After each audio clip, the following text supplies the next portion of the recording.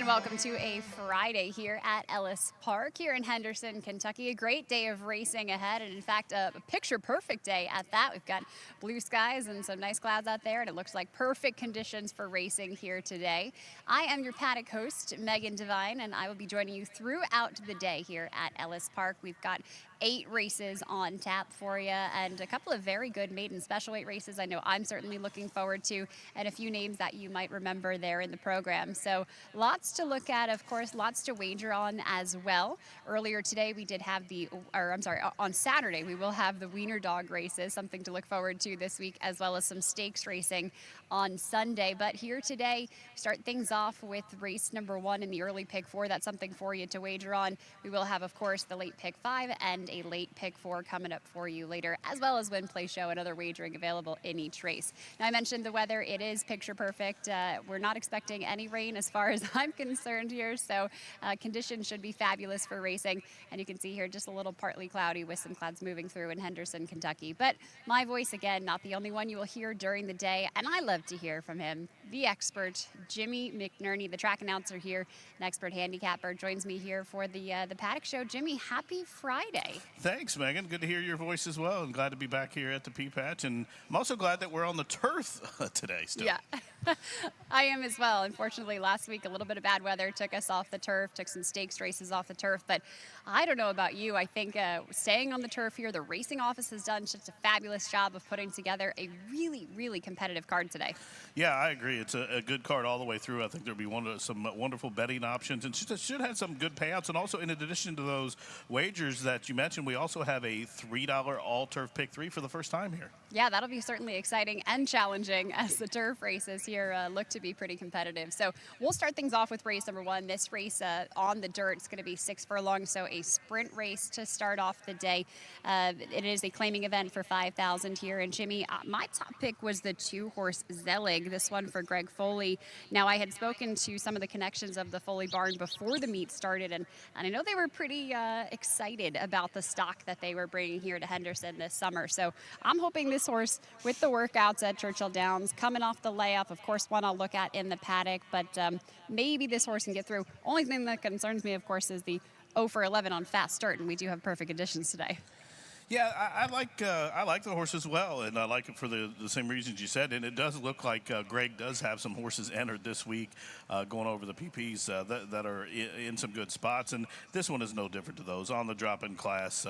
My only reservation with I thought the horse might have been overbet a little bit, so I do like another horse I'm throwing in here at a price. It's 5-1 on the morning line. WW Can Do should break forwardly, and with the apprentice Gage Home gets a break in weight, and I'm going to throw that one in there as well. But all in all, a wide open race, you can pretty much make a case for about every horse in there. There's a lot of horses dropping, but this is a race, I think, to start the pick 4, you're going to want as much coverage as possible. As you see, we have a couple of the same horses there on the screen. You and Gene going with the 2, 5, and 7, and I'm going to add in the 3 and 6. So that's pretty much the whole field we have covered here. Yeah, I know. I thought in putting together that early pick 4 that this was going to be a race I wouldn't have to spread in, but in fact used a couple of horses because it certainly seems like almost everybody had a chance in here. So I am right there with you. I mean, the 5-horse, I thought Red Alert coming off the layoff, of course, but this is a horse that likes Ellis Park, and I'm okay with that. I think that certainly gives you a better chance when you have one that maybe has run well fresh before or has run over this track well before. Exactly. That was my reservations with the 2. Now, the 2 on paper looks like the horse, but like you said, most of the wins have come off track. It's dry, and, it's going to be a favorite, heavily bet, trying to accomplish something that he doesn't usually accomplish. So I want some coverage there, but I wouldn't be surprised if he run off the screen. A good one to start off the day. As we move along to race number 2, it'll be a mile into 16th on the grass here at Ellis Park, an allowance optional claiming event for $10,000. A pick 3 starts here if you'd like to play along. But this one, a really good size field, Jimmy. I went to the 2-horse Fly Nightly as my top selection. I think I ended up on the 2, 8, and 10 when I sent it through, but this is a horse that I'm not sure what happened last time, and I hope to be able to ask trainee Brittany Vandenberg last time with Chris Amy aboard, because that was just such a bad effort for what he had been putting in. And, since then before that, he was a horse that was pretty competitive. But where'd you look? I don't think you have to look any further. I'm in agreement with you. The 2 is my top pick as well, Fly Nightly. Now, it was the beaten favorite last start and kind of threw in a clunker for this horse, but was only beaten 4 lengths, gets class relief, and Brittany is a high percentage trainer anyway. She's hitting it better than 21% on the year, but when coming back into spots off beaten favoritism, she wins at almost 40%.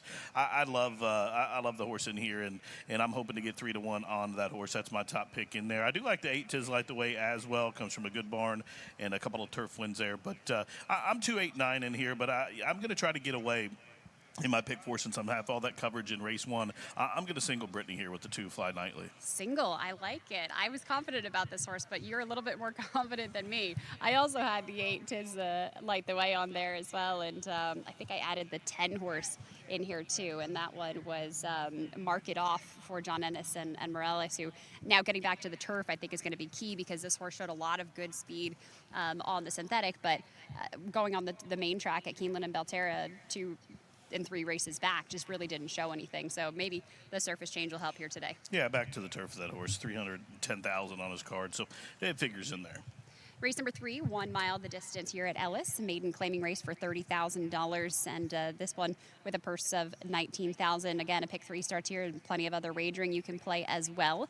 But this race, Jimmy, again, another competitive one. I'm actually going against the favorite, the 1 9-5 Stupendous there, and the 2 horse Grace's Secret. Now, I did use the 2 as my second choice, but I actually went to the 5 at 8-1 there. Total discretion with Joe Telemo aboard for making the second start here from a barn that does really well with horses running for the second time. Who'd you look at? Yeah, Matt does a very good job, and I think that horse is off pedigree. She's probably a little more suited, better for the route distance and dirt. But I wouldn't be surprised. I do like the 5 horse in here as well, and I'm going to use the 2 Grace's Secret as my top pick in here. Gustavo Delgado hits at a very high percentage off the claim. In fact, he's 27%, and this is not from a small sample size. He's very active in the claim box. The horse is getting blinkers on, and I'm going to use the horse here with Rafael Bejarano as my top pick. I also like the 4 Sweet Truffles. I'm going to throw the last race out in the mud. But the prior race, the mile 16th at Churchill, had a little bit of an excuse that day. Only got beaten 7 lengths and get some class relief here. I love that horse at 8-1, or excuse me, at 5-1. I'm hoping we get somewhere to that. And then obviously the 1 may get a slice of it first off the claim for Hancock. But I think those are the 4 horses we have it narrowed down to. Well, and that horse, too, the 2 is a half to 1 named Credibility, who ran 3rd in a graded stakes race, I believe, at Keeneland on the turf in the Castle and Key. It was just behind a horse named Tiz the Bomb, who did very well, obviously, being crowned a Breeders' Cup champion technically and having some really nice turf races. So if that family line kind of pulls through here today, you could see some nice talent from the 2. Hopefully Grace's Secret can break through with the blinkers on. I agree. That takes us to the 4th race, and this is the race we were talking about, Megan, that starts at $3 all-turf pick 3. It's the first time we've had it here, and they introduced that. They started playing them earlier this year here in the state of Kentucky. I liked playing them at Keeneland and Churchill, and they seem to have good payoffs. Yeah, they do. And this one, with the maiden special weight, I think it's a competitive way to kick off those sequences, both for the pick 5 and for the all-turf pick 3, because, again, this was a race that I was thinking, man, who can I try to single in here? And that's going to be nobody, because I certainly think that this is a really competitive field of horses. I had it to like 5 and then tried to get it down there in some of my earlier tickets, which you'll see. But a really, really good race here for the maidens, and something I look forward to with the 2-year-olds at Ellis Park, and I know you do as well. Yeah, absolutely. These are fun races to bet and handicap and watch, and even call for that matter. But I'm always excited to see him start here, and then later in the year, see him progress and go. And we've had a lot of good 2-year-olds come out of Ellis Park the last couple of years and go on to be successful in stake races, ultimately Breeders' Cup races, and further on, including Tiz the Bomb, who you mentioned. He ended up winning a couple of good races and also won the Ruby Stakes at Turfway. But this is one of those races we're going to see some of these horses down the road, and you could make a case for any of them. I end up going with the 8 as my top pick, Lady Squared. Now, this is from the barn of the aforementioned trainer of Tiz the Bomb, Kenny McPeak. But this one screams grass, the pedigree to me, and I like the horse here. Been working very well in preparation with this race, stretching out, gets the distance. That's the plus. And also, in behind that, I'm going to use the 9 and the 3, What an Honor. Now, this one comes from a stakes winning producing mare, or excuse me, she's produced a couple of stakes winners. But I'm going to throw in the 3 at a price. Rum Runner Ready. This is a daughter of Gun Runner, out of a mare who who has thrown graded stakes winner. In fact, a horse that's made almost $800,000. So I'm using 8, 9, and 3, but this is a race that I'm really excited on the card. I am too, and I think I'm going to have to go up early when I'm talking about this one in the paddock because the bloodlines are pretty exciting for a lot of these horses. So I know I'm going to pet a geek out on this one later. I don't think we have enough time for that today, but I'll just mention a few. I thought the 10-horse Splashy Gem for Brad Cox, obviously Brad Cox such a good trainer across the board. I mean, you mentioned any of his stats, and they're going to be pretty high, but this one from leading first crop sire Bolta Oro, obviously making the debut here today, so you kind of wonder what kind of an effort it's going to be. But this one, again, has that turf breeding. I love the workout pattern. I love Francisco de la Cruz being aboard here. Does really well with the Brad Cox horses. So I thought, yeah, a first-time starter, you always kind of wonder, putting that one on top, how they're going to perform, but I've got some confidence in those connections. So I went with the 10, 6, and the 9 as my top pick. Brian Lynch, really good with horses across the board again, but especially I feel like with horses here on the grass, and that's obviously what we're dealing with for this particular race. And then the 9 horse won an honor for Mike Maker and Peter Blum Thoroughbreds, who has a lot of good horses across the board, and excited to see this one here. So I'm right there with you. This is a race that I think I'm going to have a lot of coverage on if I'm playing it in those multi-race tickets. Yeah, definitely a race loaded with pedigree for sure. A lot of good bloodlines there, and looking forward to that. Again, that pick 3 we mentioned also starts at pick 5, race number 4. That takes us halfway through the card. Yeah, race number 5 is up next. Maiden special weight for 6 furlongs on that main track there. You can see you have a few scratches of the 5 and the 8 horse as well. I thought the 8 might be an interesting long shot, but not here today. But my top selection, Jimmy, I went with the 3, 10, and the 12. So I went with Pine Valley on top. First time Lasix there for Rudy Broussais. Hasn't raced so far this year, had 2 starts last year. But I think this is a horse that has shown a little bit of talent. I like the fact that, Rudy gave this horse some time, got to know him. It seems like he's really been one that's training well at Keeneland. So I'm going to use Pine Valley on top, followed by the 10. Like I said, Levity, a first-time starter for Vicky Oliver, who I'm really curious about. I knocked a first-time starter for her the other day with her low percentage, and it went off to win, so I'm going to hopefully get this one, but maybe I made some bad luck for myself. And then Air Combat for John Ortiz, who's also off to a pretty hot start. Yeah, you could make a case for a lot of the horses in here, but I'm like you. I think Pine Valley is the horse, and in fact, I'm probably going to single in the pick 5 and pick 4 is this horse. I just think the horses, the numbers, whether you use rags, thoroughgraph numbers, or whatever, I just think they stack up better than anything that's raced in here. And I do like the horse a lot. 3-1 for me. I'm going to move on. I use the 12 in my top 3 as well, and also the 1 for the barn of Ian Wilkes. And now this one's coming off a layoff, and people like to give Ian a chance, but we did see here last week he had one come off a layoff that exactly run off the screen, just was maybe a half a second off the track record. And when they're good, they're going to win. And this one's been working very well at Skylight in Goshen, Kentucky, and I think this horse, if he can get can get a fast pace scenario set up top, he'll come rolling and he'll finish strong. And I look for a good effort for this horse, but I think they're up against a tough customer in Pine Valley as well. Yeah, I'm right there with you. That brings us to race number 6. That's going to be a mile and a 16th there on the turf course. And you do have an important scratch in here as well, as we'll show you that field graphic. But this is an allowance race for non-winners of 2 other than. I loved the 3 horse in here, so a little disappointed that Freedom's Way isn't going to show up here today for Eddie Keneally, who had a huge day yesterday at Saratoga. But I guess I go to the 10 horse and then the 1 with those scratches there, and that is Creative Miracle, again, for Brad Cox. Seems like a horse that, set the pace and also has sat off of it before, and so for, a 3-year-old that's pretty lightly raced, I think that maturity is often very helpful because they can be a little bit more versatile and not necessarily a need-the-lead horse or a horse that needs some pace in front to close off of. So I think that versatility is going to be really helpful in this field. And then the 1 horse, Camp Daddy. Technically, this horse has never crossed the finish line first. Was placed first through disqualification on debut, and then finished a really close second last time. Last time was placed first through disqualification. On debut, finished 9th. So it gives me a little bit of concern there, a little bit of pause in just saying, well, technically this horse hasn't won, but that last result was just so close, and this horse had so much trouble. And so I'm interested to see what this one's able to do. And Declan Cannon already off to a hot start as well. Who'd you like? Yeah, he's had a couple wins here at this meet, and I'm sad to see that he's going to be leaving us here soon. But wish him the best at Del Mar, going to ride for some good connections. And Camp Daddy is a first-time gelding too, so has been gelded since that last race. But I'm like you. After the defection of the 3, you have to go to the 10, and I think all three of us, being me, you, and also Gene, went for the 10 Creative Miracle. The horse's number stacks up. All the horse has to do is jump well and get a good position, and I think the horse is going to be very tough. 2-1's not going to hold now with Freedom's Way out, but it is the horse. After that, I was really searching and trying to make excuses to who to use underneath, and I ended up going with the 4 Winterwood for Terry Brennan at a price, and then the 2 My Buddy B for Lobo. Now, this horse debuted at Turfway and won on a sprint distance, breaking from a post position to the inside that nobody wins from, and nobody wins on the lead there, and this horse did.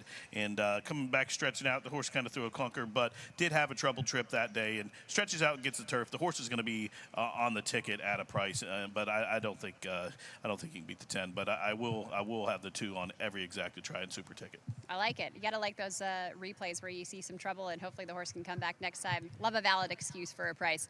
Race number 7, our penultimate race of the card, will be an allowance race for $61,000, non-winners of one other than 6 furlongs on the dirt. You can see here we do have 2 scratches with the 1 and also the 5 horse. I didn't use either of those in my selections. I went to the 3 and the 7, who I felt pretty strongly about, and rounded out a top 3 with the 2 Palm Cottage as well. But I truly feel like Little Blaze is in a good spot here for Carlo Vaccarezza. I know his son joined us on Media Day here and was talking about the surface and how good it is for some of these young horses and how excited they are, especially with the changes that Ellis has made in the backside, helping out the horsemen. So I like the fact that this horse comes in looking pretty sharp, comes off of a win in his career, has really only finished in the top 4 in the times that he has missed. He looks sharp after a bullet workout right here at Ellis, and this barn 27% win rate with horses that won their last race. So I thought the 3 looked pretty strong, as well as the 7 Molly Kate. Interested to see this one off the layoff for Brendan Walsh, but again, a barn that hits at 19% with an extended layoff for their horses. So they usually have them coming to the track pretty fit and ready. Jimmy?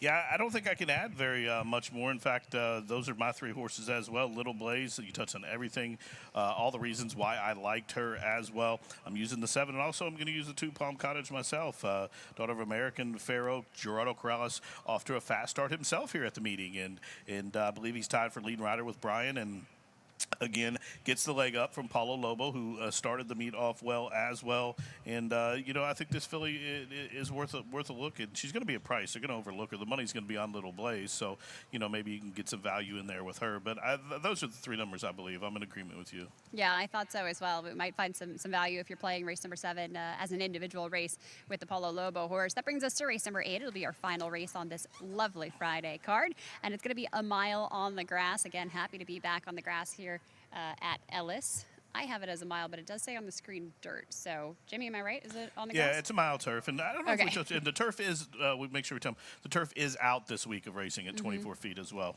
Yeah, certainly good to know there. So on the grass with the rail out, and I went to the 10 Hawk of War as my top selection. Just the fact that this horse has had turf experience, is 4 for 11 on the grass, which, not a great percentage, but at least has those finishes that have been nice, including 2 wins recently on the turf at Churchill Downs and Indiana. You get Raylu Gutierrez in the irons. Mike Maker really good at winning back-to-back, and, well, this would be back-to-back-to-back-to-back if that's going to happen.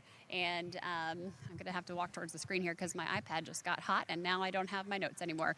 But the 2 and the 7 are going to be the 2 other horses that I had selected. Jimmy?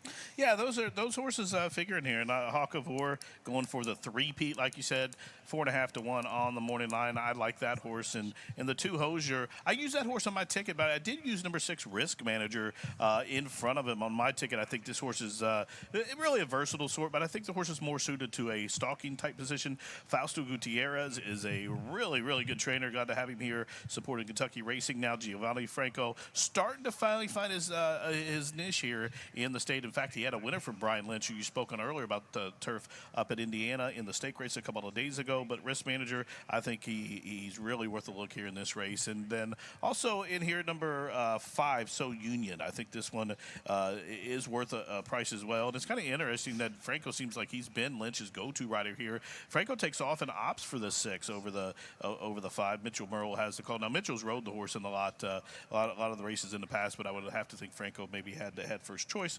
Could be wrong, but the horse is worth a look, I believe. Yeah, certainly so. A competitive field to round out that, like I said, 8-race card. Jimmy, best of luck with all the announcing here today. You've got a perfect day for it, perfect visibility, and I'm sure that we will be hearing your voice in just a few moments. Thanks for joining. All right, thanks, Megan. Good luck. All right, the paddock show here at Ellis Park does conclude, and first race is 12:50 p.m. here Central Time, so get ready for that, and a great day of racing ahead. We'll see you in just a bit.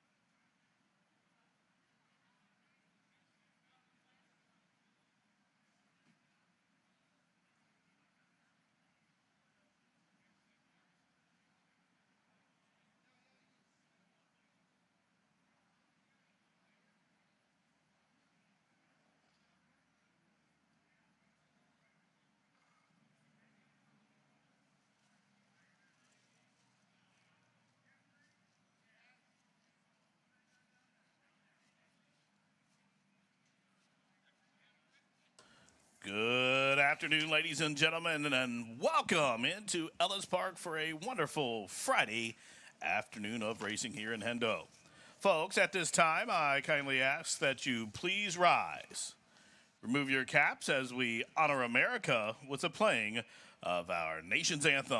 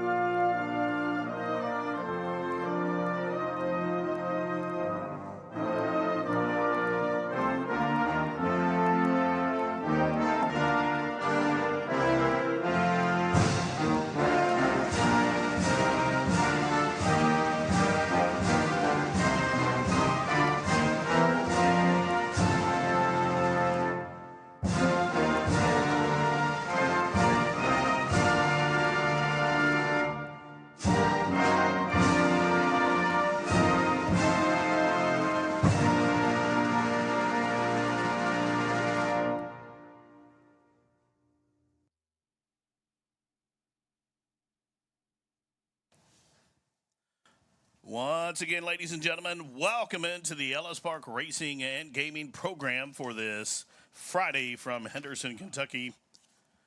We have 8 live races on this program. The track condition of the main track is fast. The turf course is listed as firm, and the turf rail is set outward for this week to 24 feet.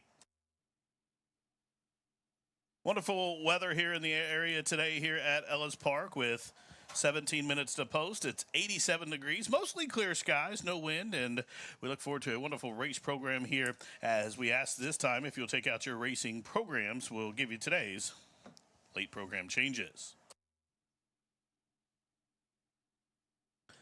Race number 1 starts the 50-cent early pick 4. We do have a late unpublished work in race number 1 on the 5 Red Alert. Worked out here at Ellis Park on July 10th, a half mile, 52 seconds breezing. In the second race, we're on the turf course. Again, you're reminded the turf rail is set to 24 feet, fast and firm today. There is a jockey change for number 9, Can't Hide From Me, to Fernando de la Cruz. Fernando de la Cruz on the 9, Can't Hide From Me, and there will be a rider switch on the 1, Playoff Bound, to be announced.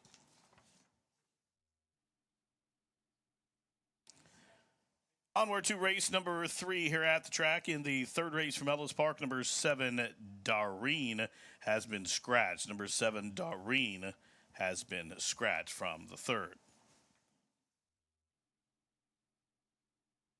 Ladies and gentlemen, in the fourth race, sponsored by Run Happy, we go back to the turf, a mile on a firm turf. I'd like to remind you that race 4 kicks off a new wager here at the track.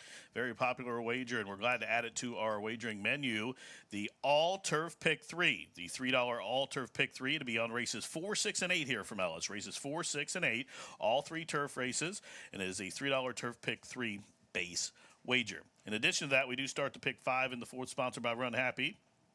One couple of changes here. The 1A She's Jersey Tough has been scratched. Fourth race, the 1A She's Jersey Tough is out, and also scratched the 11 South Lawn. Number 11 South Lawn scratched from the fourth. Again, the 1A and the 11 scratched from race 4 starts the Pick 5, and that all-turf Pick 3 for the first time. Fifth race, also sponsored by Run Happy. It starts at 50-cent late pick 4, and the final 4 races on the program. And in the fifth race, number 5, Call Me Fast, is scratched. Race number 5, Call Me Fast, is out. Scratch number 8, Words of Wisdom. Number 8, Words of Wisdom, is out. And please note that number 10, Levity, is debuting as a gelding. The 10, Levity.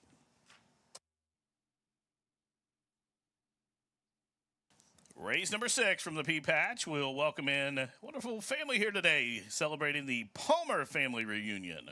Race 6 named for the Palmer family reunion, sponsoring race number 6. That is back on the turf course. Note the number 1, Camp Daddy, has been gelded since his last start there in Indiana. Number 1, Camp Daddy, is a first-time gelding. Scratch number 3, Freedom's Way. Number 3, Freedom's Way, is withdrawn. Scratch the main track onlys, number 11, Open Road, and the 12, Leslie Chow. 3, 11, 12, scratch from race number 6.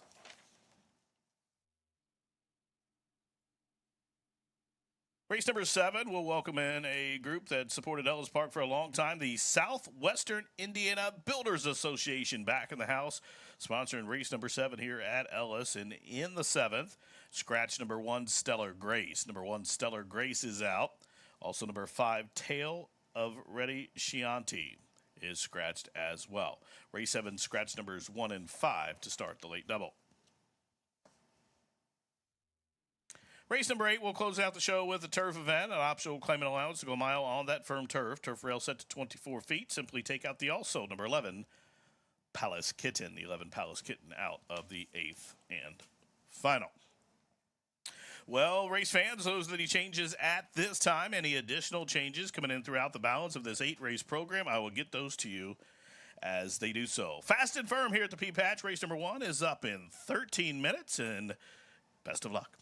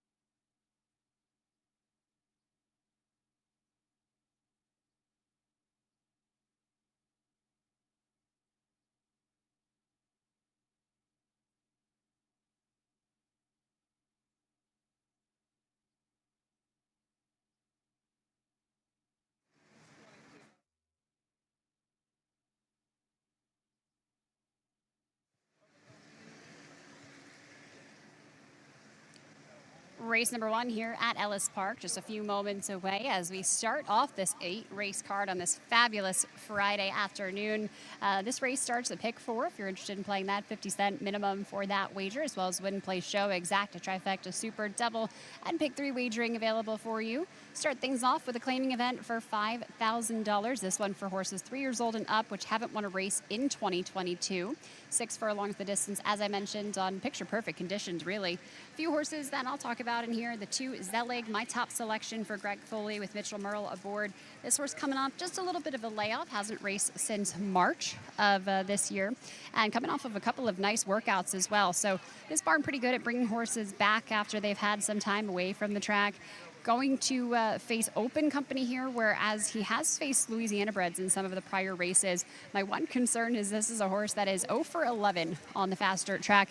He does have a bit more success when racing on wet track there, but I do think that he's certainly a contender. He looked really fit here in the paddock, so top selection for me from the Foley barn, who I expect to have some pretty good horses, not only today, but throughout the rest of the Run Happy Ellis Park meet. The 5 horse in here is Red Alert for Jack Hancock. This horse was really professional here in the paddock when being saddled.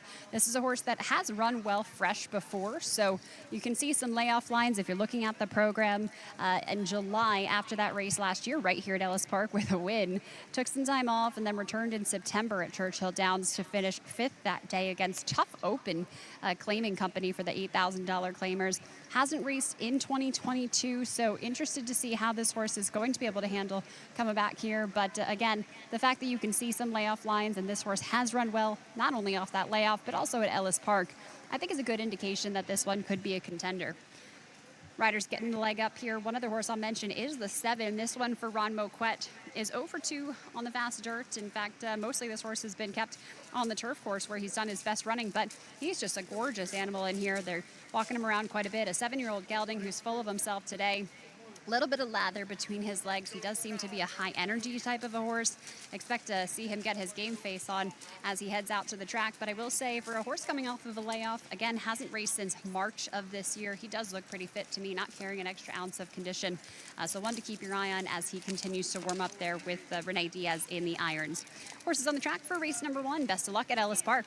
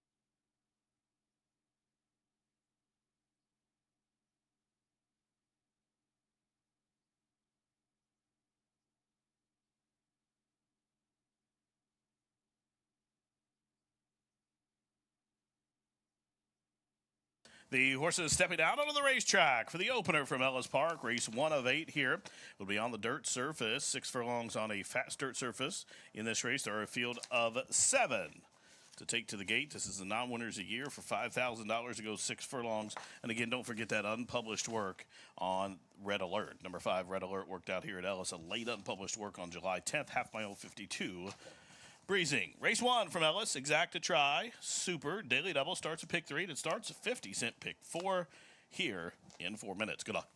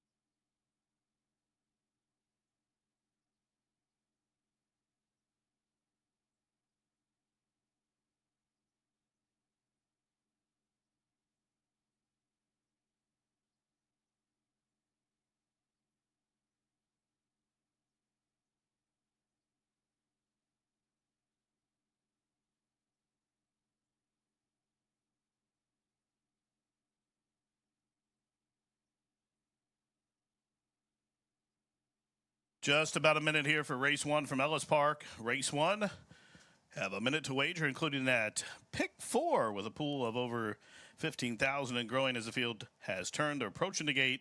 Less than a minute. Race one from the P Patch.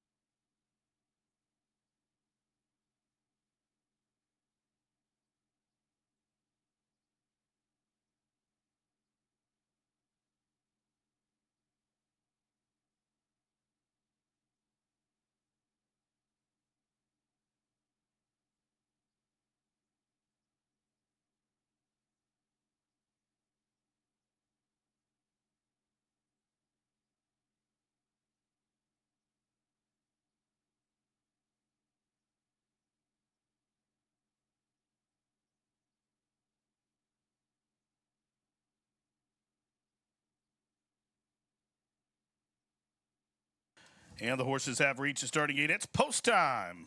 Non-winners of the year claimers to kick off the show here, the first of 8. 9 to 5 on Messiah for Ron Moquette.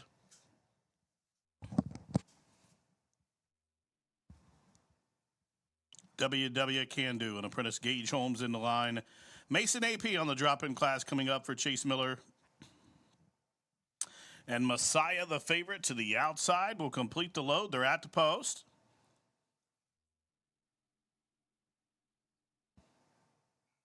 And they are racing at the P-Patch.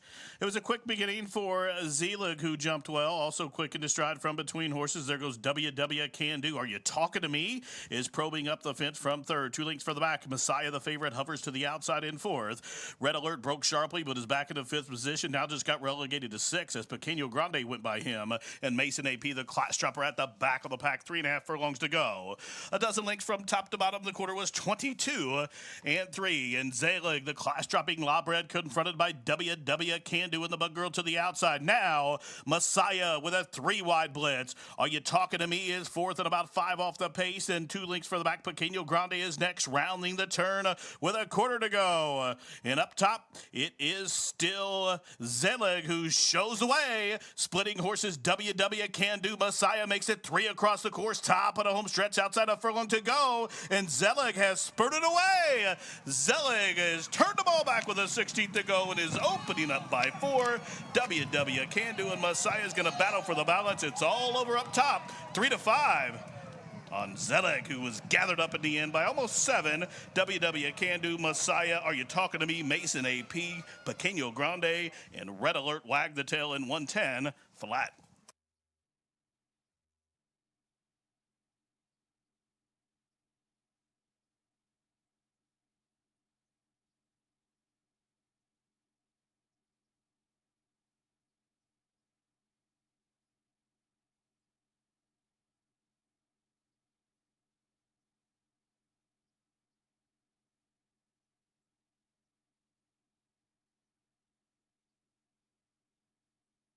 All the late money coming in on number 2, Zelig, and the people's pick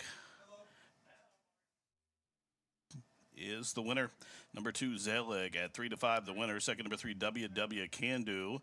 Third, number 7, Messiah. Fourth, number 1, Are You Talking to Me? 2, 3, 7, 1. 2, 3, 7, 1, race 1 from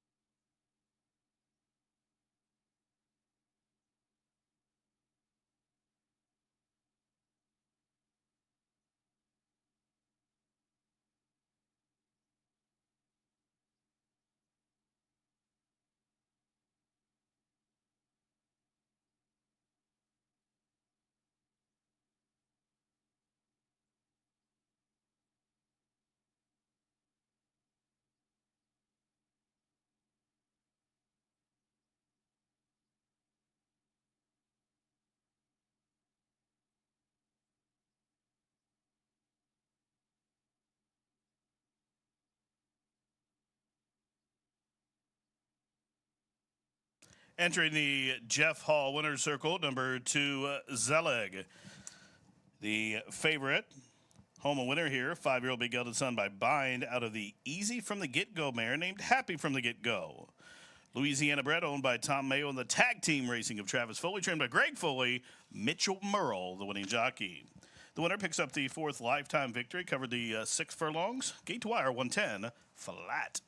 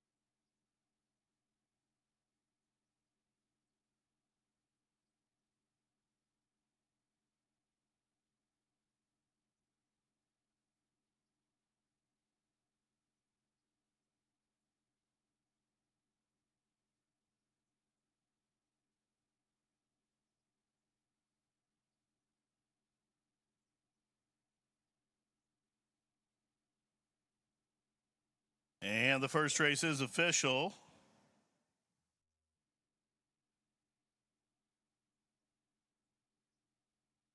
I don't know about those prices there. 2371, the exacta $6 and change. The 50-cent try, $14 and change. The dime super, $8.90. 3 to 5 on the winner. Up next, race number 2. Race 2 from Ellis. Couple of changes. Jockey on the 1, playoff bound, Giovanni Franco. Jockey on the 9, Can't Hide From Me, Fernando de la Cruz. Race 2, 1-play show, exacta try, super, pick 3, post time in 21 minutes.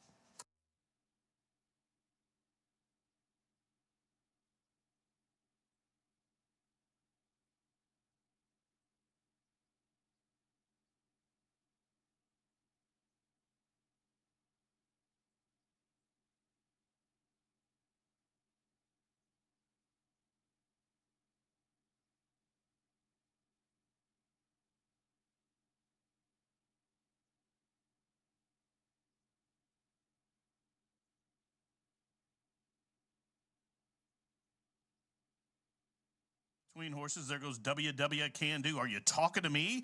Is probing up the fence from 3rd. 2 lengths for the back. Messiah, the favorite, hovers to the outside in 4th. Red Alert broke sharply, but is back into 5th position. Now just got relegated to 6 as Pequeño Grande went by him. And Mason AP, the class dropper, at the back of the pack. 3.5 furlongs to go.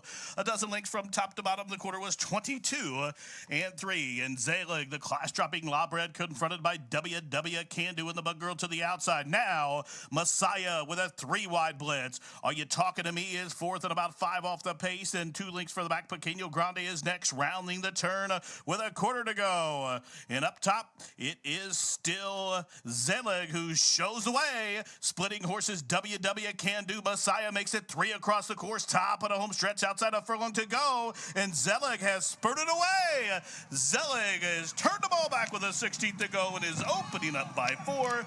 WW Can Do and Messiah is going to battle for the balance. It's all over up top, 3 to 5 on Zelig, who was gathered up at the end by almost 7. WW Can Do, Messiah, Are You Talking to Me, Mason AP, Pequeño Grande, and Red Alert Wag the Tail in 110 flat.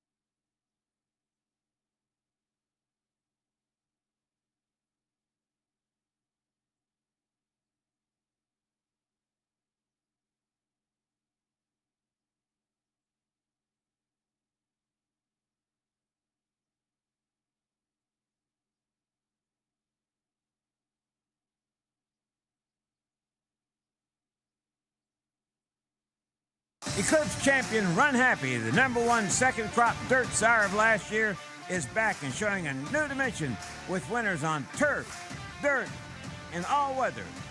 A record-breaking sprint champion, Run Happy is also siring winners at all distances, from 7 furlongs to a mile and a quarter. A sire whose runners can carry his speed over all distances and all surfaces. Run Happy, price for value, and standing strong at Claiborne Farm. Hey everyone, I'm Pat Day, retired Hall of Fame jockey and winner of 9 Triple Crown races throughout my career. Of the thousands of horses that I rode, 1989 Belmont winner Easy Goer will always stand out as my all-time favorite. So when I traded in my saddle for a golf cart, the choice was simple. A brand new Easy Go from my friends here at ACO Golf Carts. The folks at ACO will set you up with the exact cart you need, whether it be new or used, gas or electric. So when you're looking for a fantastic deal on a cart that runs like a finely tuned thoroughbred, make sure to stop by ACO Golf Carts on Morgan Avenue in Evansville, Indiana. With some of the fullest fields in the country and quality racing year-round, there's never been a better time to reap the rewards of breeding and racing in Kentucky. Purse money in Kentucky is at an all-time high, as is average purse per race, outpacing California, Florida, and New York. Kentucky breds. Breed them, raise them, race them. We all win.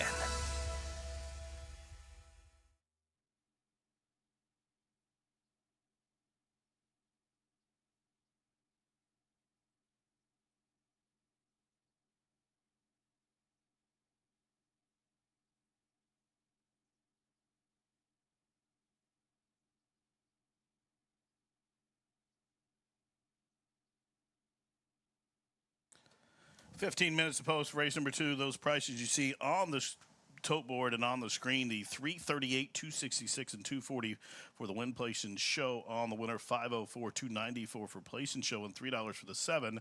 Those are the exact prices here, as Ellis Park is the first track in America to pay down to the penny. Again, rewarding the bettors here with 14 minutes to post. Race number 2 is up next. Don't forget, it starts a pick 3 wager.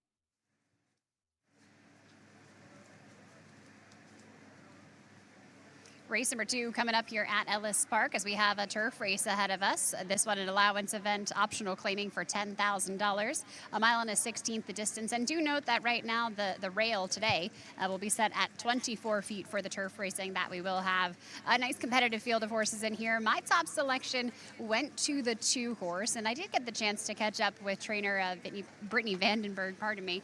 And she said that this horse, the last effort, you can see he finished kind of an off 4th after 2 very nice races, both at Indiana and then also at Hawthorne. And I asked what had happened that for the 4th place finish, beaten by just over 4 lengths as the favorite. And she said, you know, he just kind of bounced back a little quick there. You can see there was only 14 days between those 2 races. And he just really never got involved. Now, this is a horse who really liked the Arlington surfaces, liked it up there at Hawthorne. He just liked Illinois. So trying to find the right spot for this horse. And I think certainly, I mean, physically, he looks very good. He looks like one that's going to be competitive, both off of how he looks here in the paddock and also the previous races that he has been in. He's got that nice turf experience with 6 wins already on the grass. So for me, I thought that she was a must include in here. The 8 horse, also wanted to mention, looks great in the paddock. Tiz Light the Way, just a really athletic, really well-rounded type of a gelding in here. Has had 2 off efforts recently, but both of those were on the dirt. And this is a horse that's going to get back to the turf here today. So I'm hoping we see a little bit more of the effort that we saw at the fairgrounds in February and March when he was able to go a mile and a 16th over the grass, finish first. Again, similar company here, and then also a very close second, only beaten by 3/4 of a length. So with this surface here today, getting back to the grass, I think could really be important for Tiz Light the Way. And again, he's a horse that looks the part in here physically. He's got a figure 8 on him. He's got a nice big ring bit on him as well. He seems like a horse that has some good energy. Chris Hartman, the trainer, is a trainer that hasn't won here yet at Ellis, but has had 3 very close second place efforts. And he, for the year, is winning at 24%. So it's just a matter of time till we see him in the Jeff Hall Winner's Circle here at Ellis Park. The 10 horse, wanted to mention that one is scrolling, mark it off for John Ennis, who comes in off of a win actually against Starter Allowance Company at Indiana. And that was over the grass at the distance of a mile just last time out on May 16th.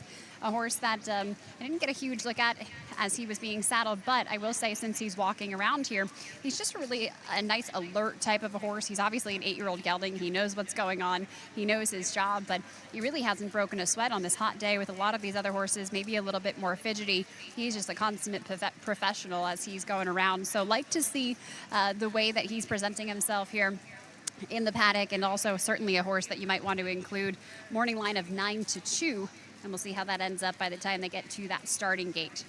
The 5 horse in this field, that is Peerless Court for Jeff Hiles. Now, this is a horse that has done, I think, his best running when he's on or near the lead. Definitely a horse that has that early speed. He last time won his last 2 races, actually, both on the dirt and on the turf at Belterra Park by about 2 lengths each time with John McKee in the irons. Today, he's going to get the services of Corey Lannery, and he does get a little bit of a step up here. But trainer Jeff Hiles, again, another trainer that's really good at winning back-to-back races with horses that have won their last start, wins at 29%. And the 5 horse also certainly one to consider. As you are making your wagers, don't forget we've got plenty of opportunities for you today. 8 races on the card.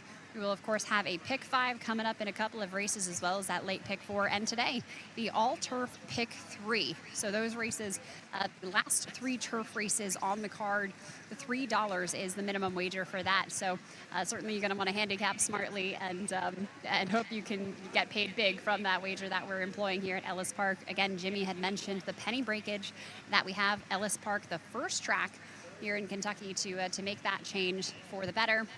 That's something what we're looking forward to today. So lots of great action. These horses just getting their final preparations for that mile and 16th. The grass fast and firm here today for the track conditions. Wanted to mention one other in here, a little bit of a longer shot, and that is the 3 Majors Vindication for Al Stahl, who's going to run as a gelding for the first time. This one, only second start off of a extended layoff. He hadn't raced since June of 2021, then came back in June of this year at Churchill Downs, but it was on the main track surface, and he hasn't had grass since he won last time at Ellis Park back in 2020, and that was a great effort against $30,000 non-two claimers.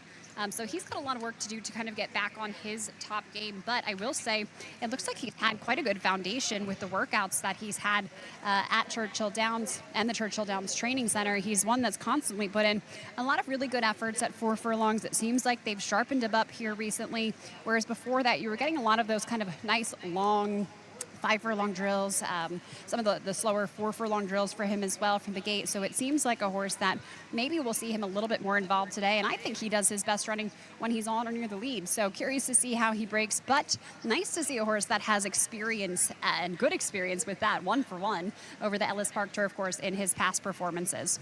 Just a few moments to go here at Ellis as we get ready for the second event of the day. Be sure to place those wagers and stay cool out there. Lots of great racing to come your way. Good luck.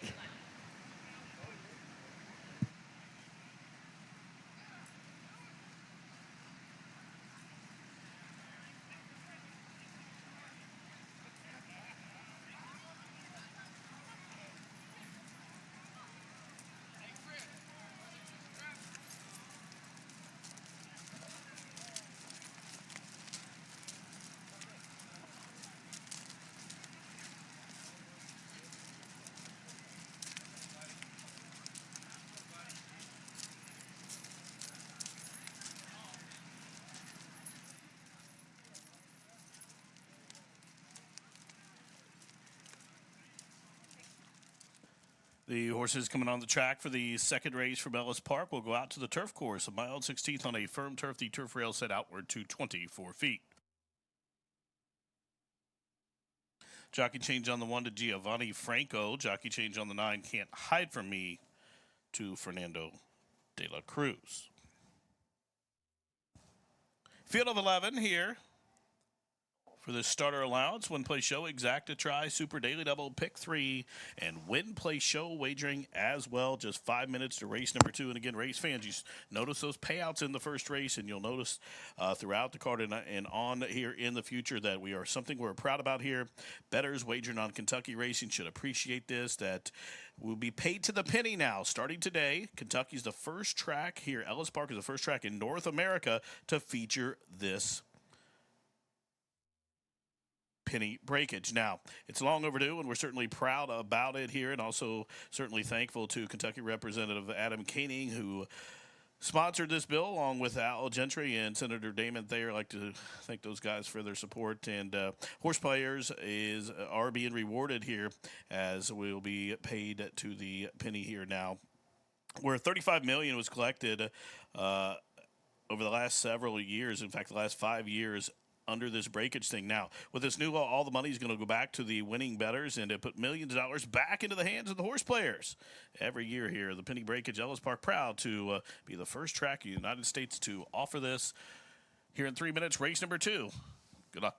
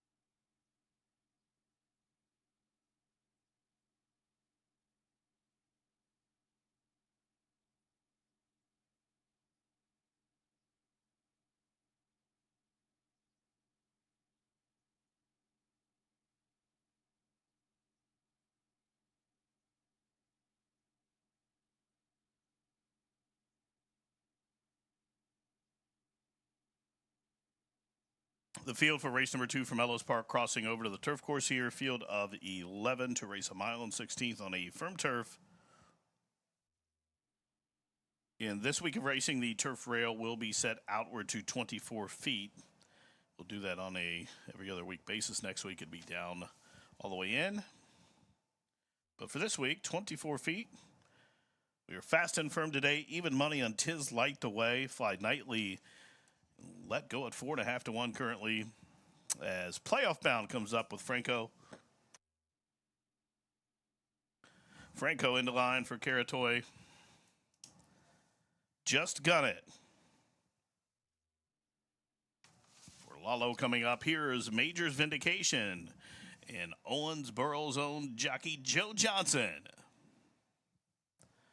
Can't Hide From Me in the Stinson Green with Fernando de la Cruz coming up. Here's Peerless Court and Sealand for Jeff Hiles. Carrying the Rocket Ship Racing Silks. Mark It Off. Edgar Morales loading second last, and we'll just wait on the gray. The Boss Factor. The gray, the Boss Factor coming up for Wargle and Foster. As Mark It Off backs out at 7 to 1. Just about in. All others standing well. Still even money on Tis Light the Way for the Hartman barn. Now Mark It Off finally in. Here's the Boss Factor. And co-leading rider Gerardo Corrales to the outside. Field of 11 are at the post. And they are racing to a level beginning. Peerless Court is fleet-footed from the gate. There goes the gray Just Gun It. And from between horses, also flashing speed, Can't Hide From Me. And up to the outside, Mark It Off. Into the first turn run. Peerless Court sets up shop up top, shows the way, towing along Mark It Off, who's in the second position. Down on the inside, Just Gun It has found the fence from third, shaded by Tis Light the Way is fourth and 6 off the pace. Then a link for the back, Playoff Bound rides a fence from fifth. Right alongside, Major's Vindication is next as they turn up the backside with 6 furlongs to go. Then 2 links for the back, the Boss Factor. From that outermost stall, saving every yard against the fence. 2 in front of Can't Hide From Me, still 2. Back to Moliere, and Roar of the Lion is at the back of the pack with 5 furlongs to go. The quarter not all that fast, 24 and 4. Up the backside at Ellis they go, and Peerless Court and Sealand doling out some soft fractions. Mark It Off is still tracking in the clear from second. Now Tis Light the Way, and Even Money moves a closer third. And Chris Amy and Fly Nightly is underneath that one, starts to roll from 4. Still 3 back to Major's Vindications is under heavy ride. The Boss Factor is next with about 8 to make up as they're midpoint through the turn. And now unleashing from the back, here comes Can't Hide From Me. The half mile, the 3/4 time rather, up on the board, 1:12 and 2 with a quarter to go. And here's Mark It Off with a 3-wide blitz. Still fighting on Peerless Court from between horses. Fly Lightly's covered up to the outside by the favorite Tis Light the Way. Top of the stretch with a furlong to go.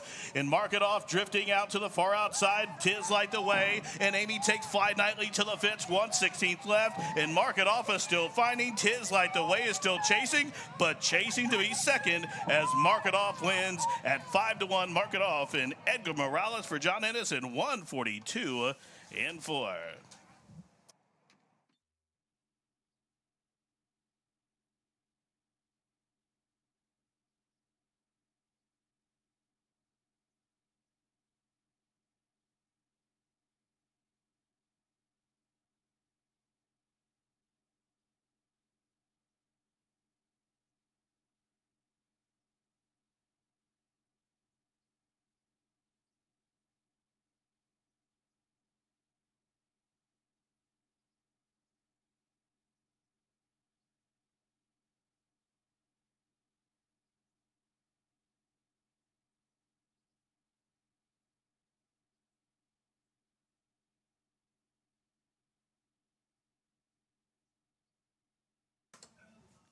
Judges posted the top 4 finishers. Winner number 10, Mark It Off. Second, number 8, Tis Light the Way. Third was number 2, Fly Nightly. Fourth goes 1, Playoff Bound. 10-8-2-1.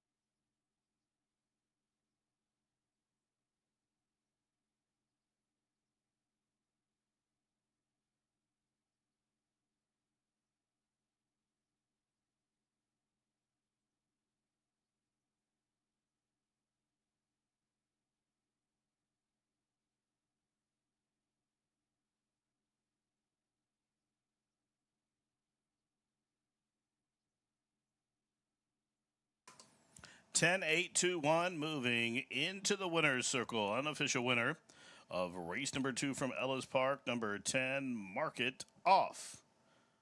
Mark It Off, a 8-year-old chestnut gelded son by Giants Causeway out of the Ghost Zapper mare, Myriad.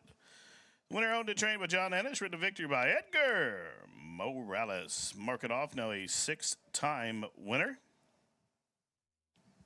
Cover the mile 16th on firm turf with the rail out 142 and 4. Mark It Off at 5-1 up in the Jeff Hall winner's circle.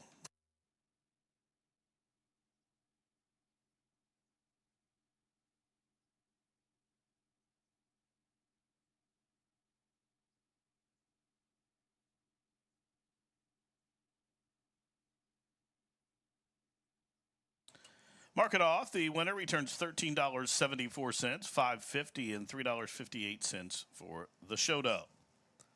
$1 try, $67.13.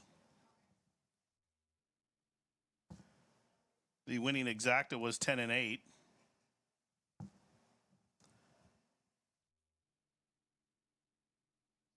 $18.28 for a $1 investment.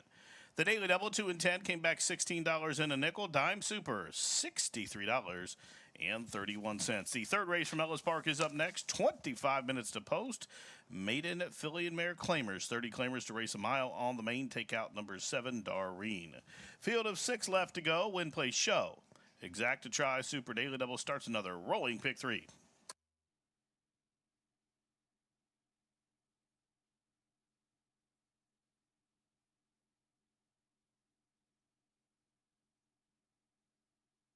Post, and they are racing to a level beginning.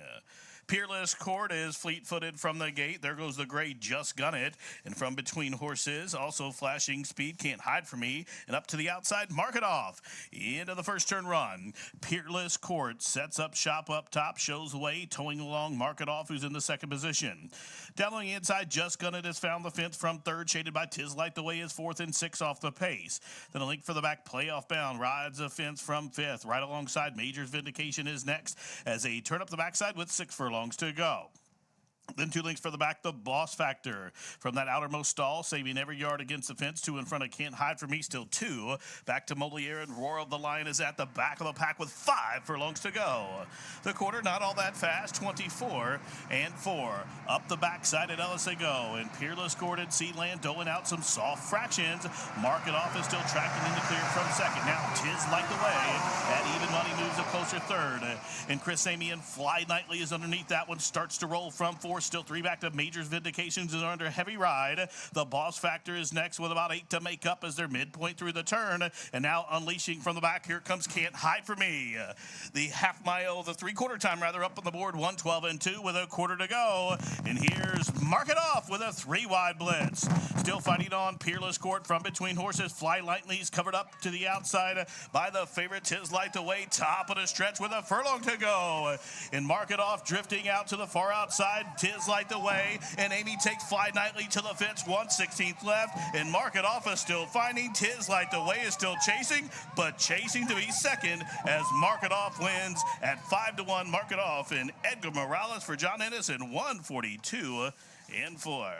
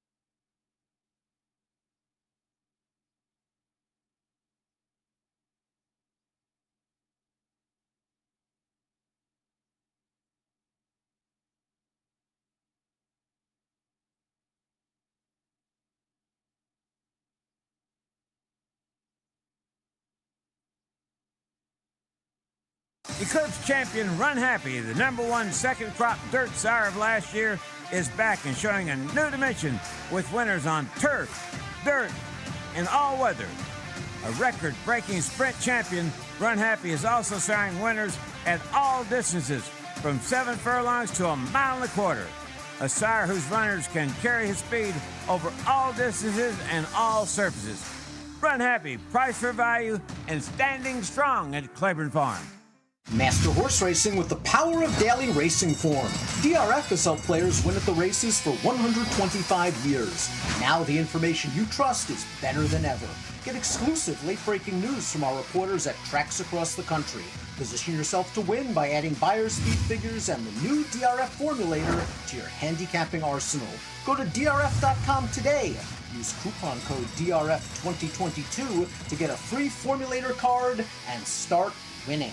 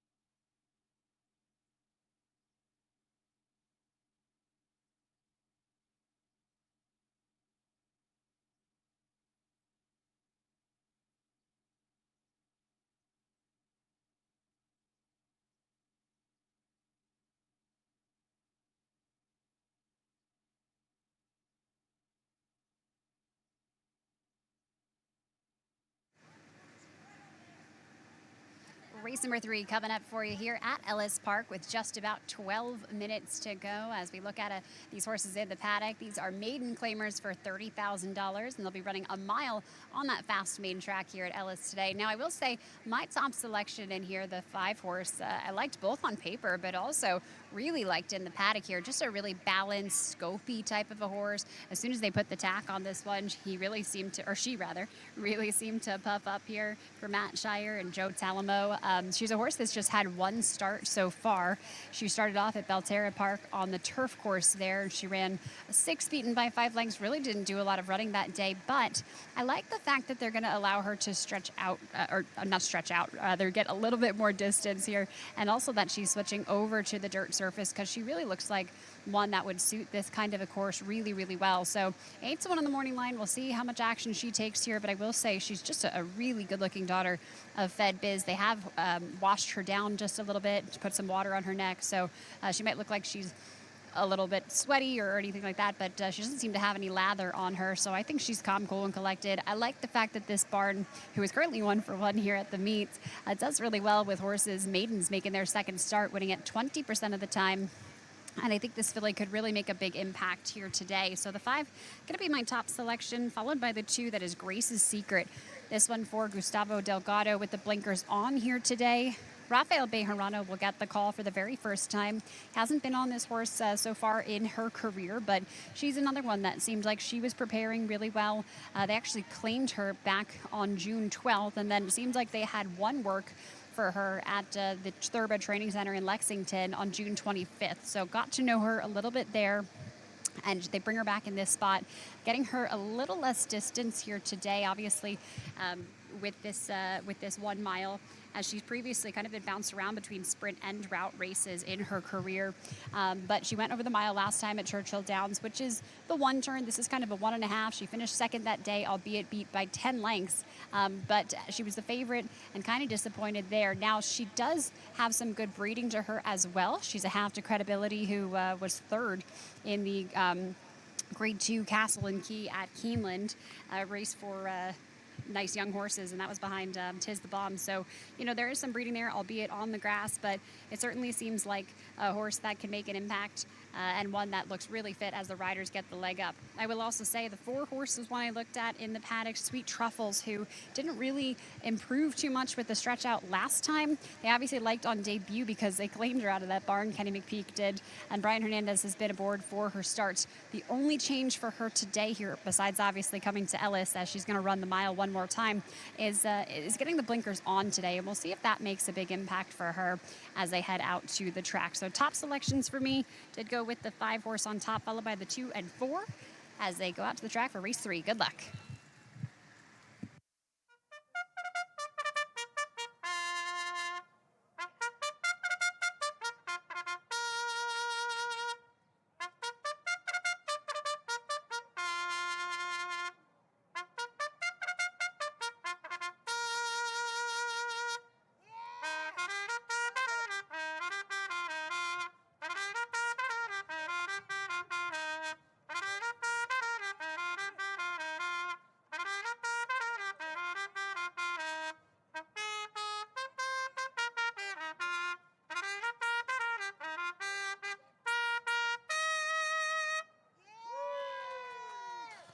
Give it up for Brett Burkhead, ladies and gentlemen.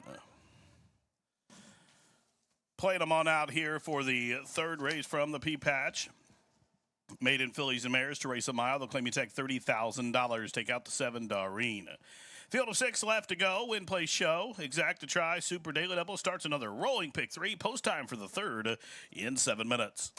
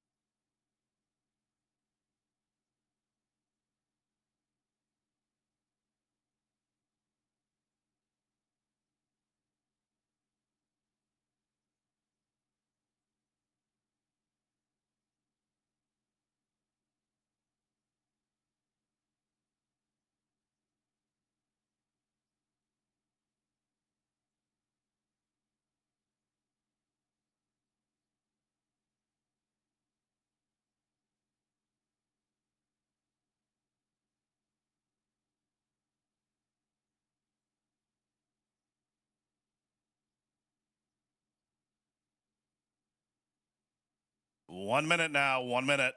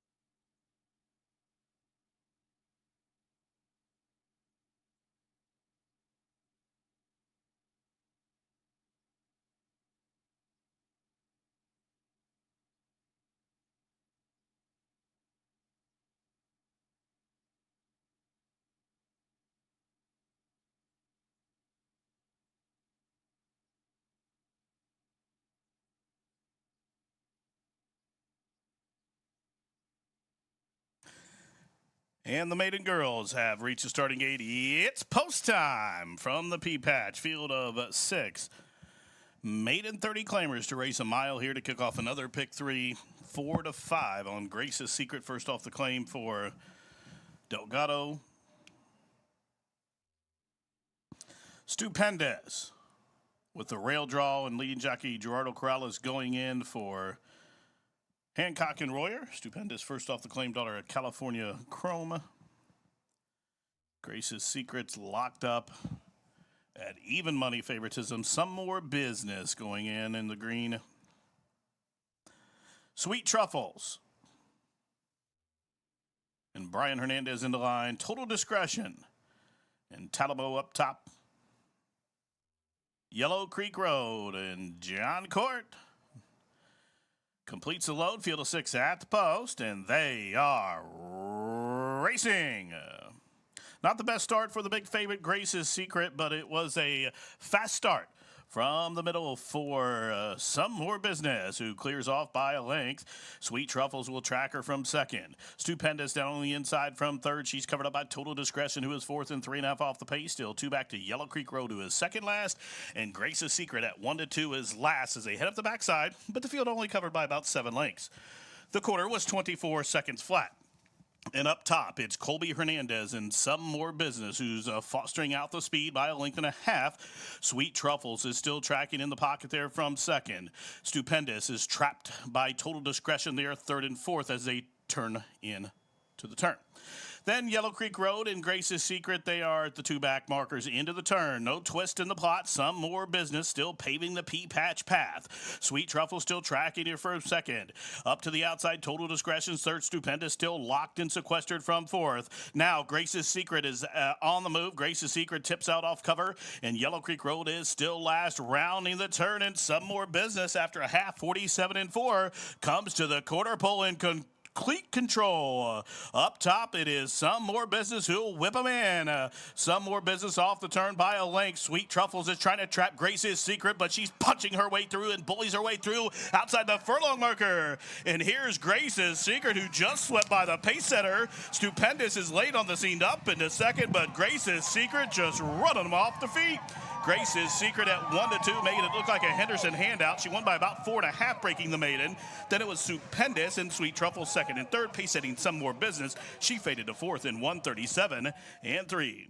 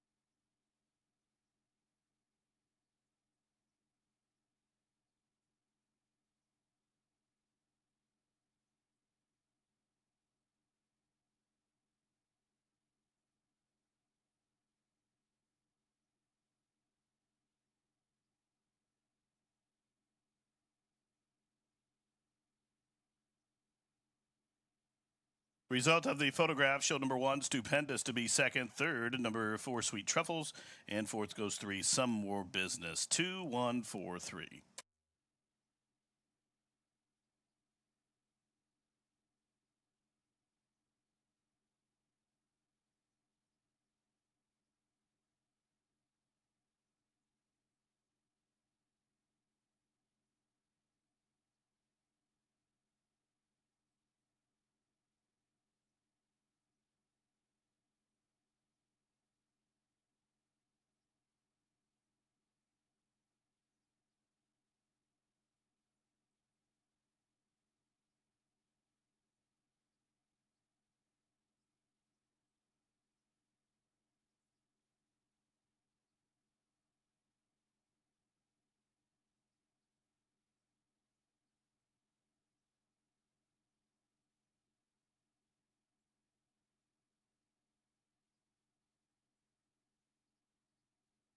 Once again, unofficially, 2, 1, 4, 3. 2, 1, 4, 3.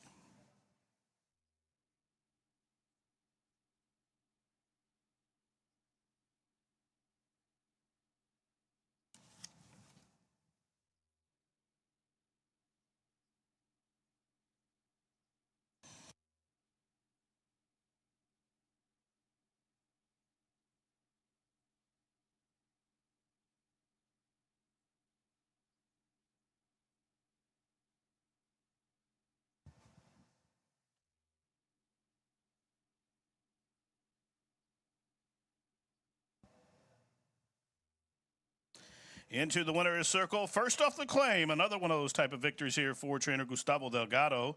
This time with number 2, Grace's Secret, a 4-year-old gray-roan daughter of Cairo Prince out of the Indigo Shiner mare named Class Edge. The winner's owned by the OGMA Investments, LLC. The winning trainer Gustavo Delgado and the winning jockey Rafael Bejarano.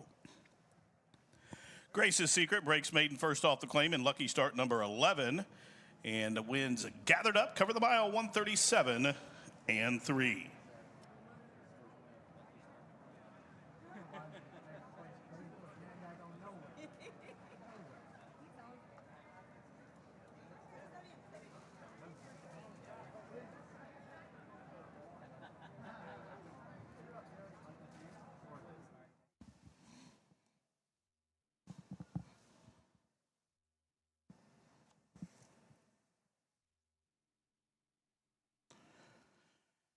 Ladies and gentlemen, at this time, Ellis Park is proud to direct your attention to the winner's circle, where Kentucky State Representative Mr. Adam Kading is in the house. Adam's a sponsor of the legislation that, as of today, requires that horse players betting on Kentucky races get paid down to the penny instead of rounding up to the dime like normal. Adam Kading, a true champion for horse players, represents Kentucky in my district, Northern Kentucky. Adam truly got you a penny. Matter of fact, a lot of pennies for your thoughts here. We'd like to recognize Representative Kading for all his work with what he does for horse racing, and we appreciate him coming here to Ellis Park today. Representative Adam Kading in the winner's circle.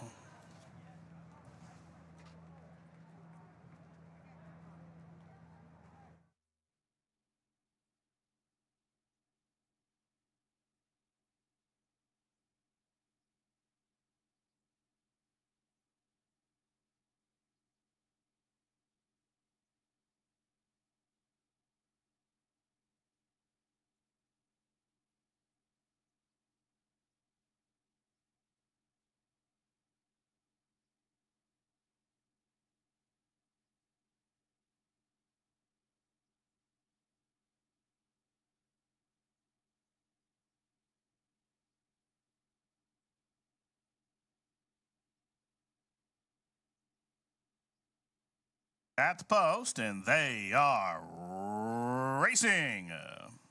Not the best start for the big favorite Grace's Secret, but it was a fast start From the middle for Some More Business, who clears off by a length. Sweet Truffles will track her from second. Stupendous down on the inside from third. She's covered up by Total Discretion, who is fourth and 3.5 off the pace. Still 2 back to Yellow Creek Road, who is second last. And Grace's Secret at 1-2 is last as they head up the backside, but the field only covered by about 7 lengths. The quarter was 24 seconds flat. And up top, it's Colby Hernandez and Some More Business, who's fostering out the speed by 1.5 lengths. Sweet Truffles is still tracking in the pocket there from second. Stupendous is trapped by Total Discretion there, third and fourth as they turn in to the turn. Then Yellow Creek Road and Grace's Secret, they are at the 2 back markers into the turn. No twist in the plot. Some More Business still paving the pea-patch path. Sweet Truffle still tracking here for second. Up to the outside, Total Discretion third. Stupendous still locked and sequestered from fourth. Now Grace's Secret is on the move. Grace's Secret tips out off cover, and Yellow Creek Road is still last, rounding the turn. And Some More Business, after a half, 47 and 4, comes to the quarter pole and complete control. Up top, it is Some More Business who'll whip them in. Some More Business off the turn by a length. Sweet Truffles is trying to trap Grace's Secret, but she's punching her way through and bullies her way through outside the furlong marker. And here's Grace's Secret, who just swept by the pace setter. Stupendous is late on the scene up into second, but Grace's Secret just running them off the feet. Grace's Secret at 1-2, making it look like a Henderson handout. She won by about 4.5, breaking the maiden. Then it was Stupendous and Sweet Truffles second and third, pace setting Some More Business. She faded to fourth in 1:37 and 3.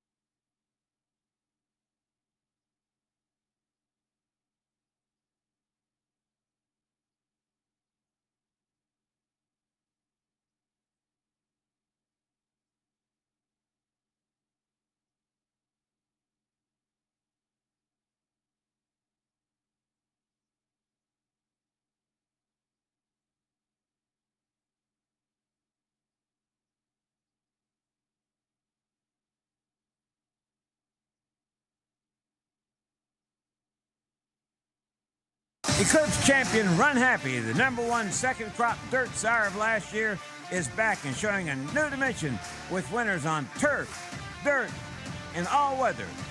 A record-breaking sprint champion, Run Happy is also siring winners at all distances from 7 furlongs to 1.25 miles. A sire whose runners can carry his speed over all distances and all surfaces. Run Happy, price for value, and standing strong at Claiborne Farm.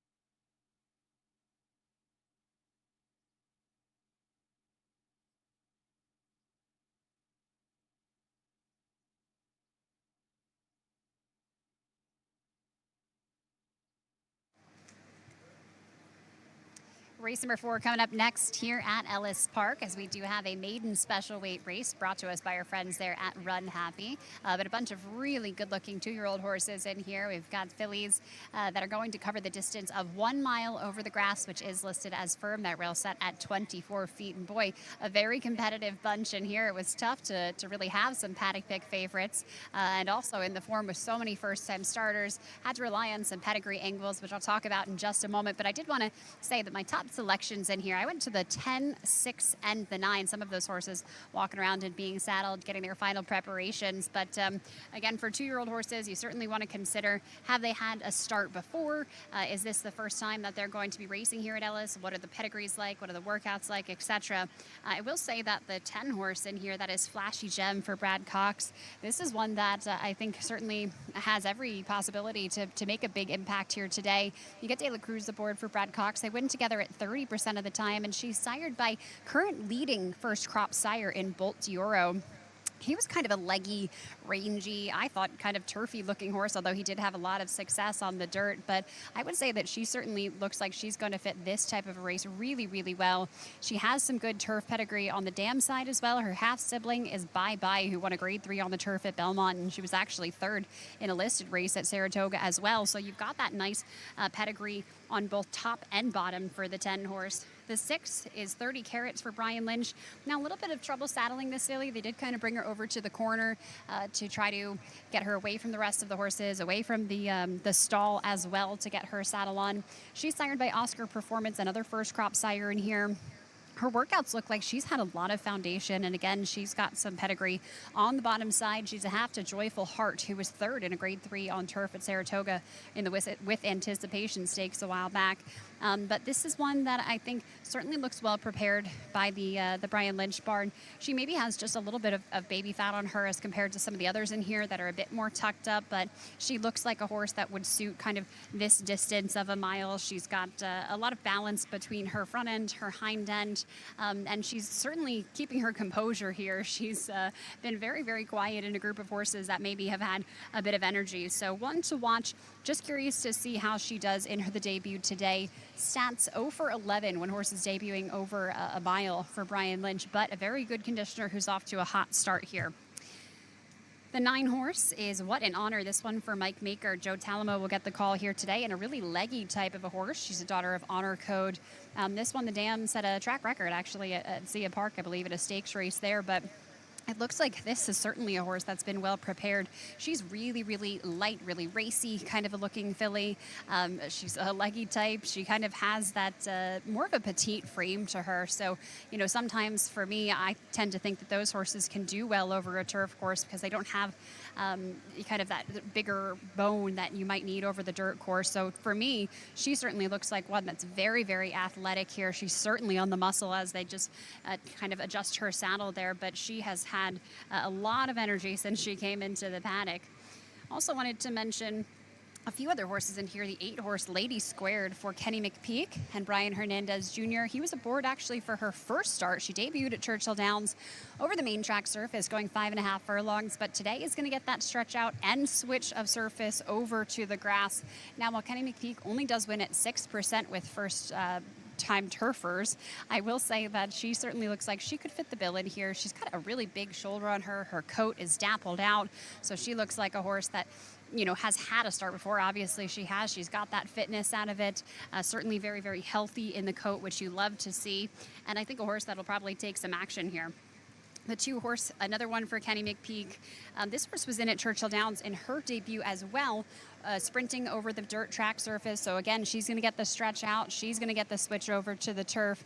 And keep in mind, she finished 6th, beaten by 14 lengths. So not a great effort that day, but I think the conditions of this race are much better suited for her and her body type as well. She's a really racy, fit-looking filly that I think will appreciate the extra distance. And the horse that she lost to last time in that debut race, Just Cindy, actually came back and won the Schuylerville at Saratoga yesterday, a graded stakes race for 2-year-old horses. So that was tough company that she was in against first time out. And I think this company probably a little bit easier for her. At least she's had a start already, and you can tell that by the way that she looks as well.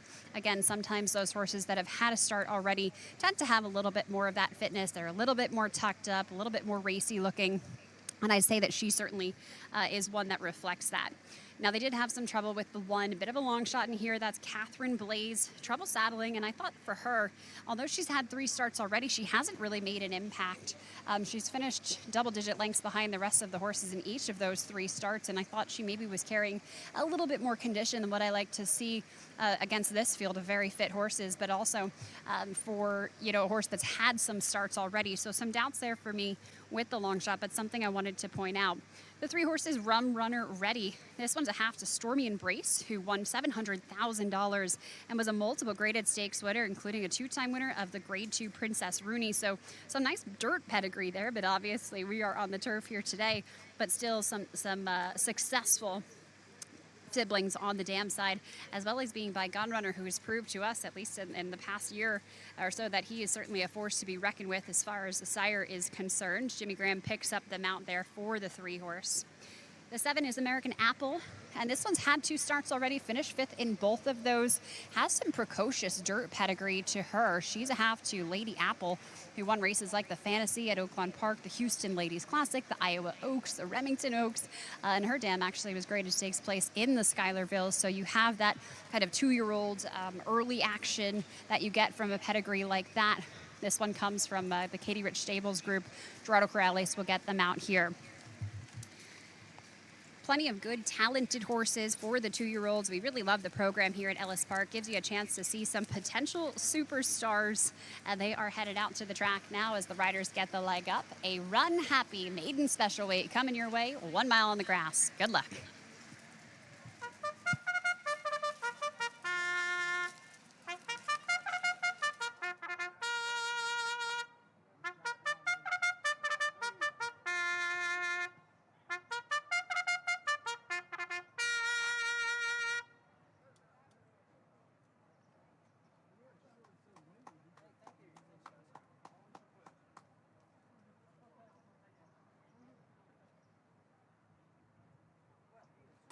The horses on the track for the 4th race from Ellis Park, sponsored by Run Happy.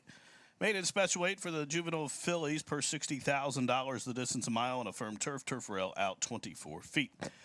Scratch the 1A, she's a Jersey Tough. Scratch 11 South Lawn. Win play show, exact to try Super Daily Double. Starts at pick 3. Starts a 50-cent pick 5 and is the kickoff leg of the newly minted all turf pick 3. $3 all turf pick 3 starts here. It's a pick 3 all turf races here at the track. Races 4, 6, and 8. It's a $3 base wager. It starts here along with the pick 5 and the normal pick 3 in just about 7 minutes. Good luck. Those of you playing that, just be sure to ask if you're not playing on a device. If you go to a self-serve or a mutual clerk, rather, just make sure you designate the all turf pick 3 when making that wager, because this race does have a pick 3 as well.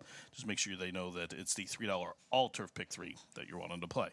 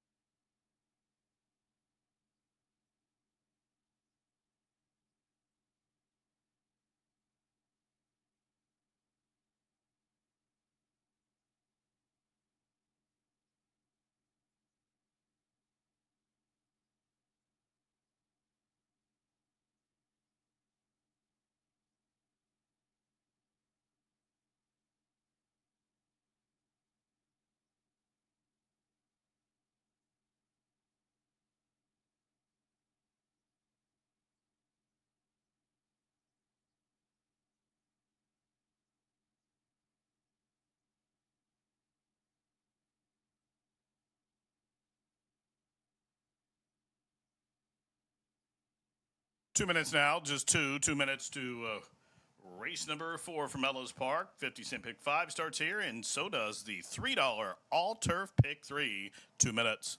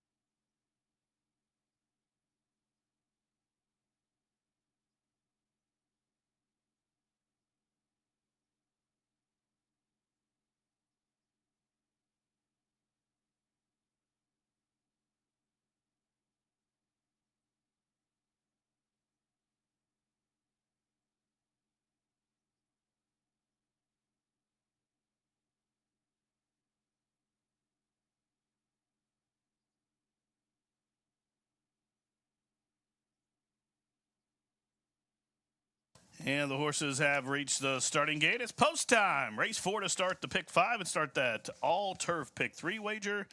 30 carats going in on debut. 30 carats, 3.5 to 1 for Amerman and Lynch. Giovanni Franco up top.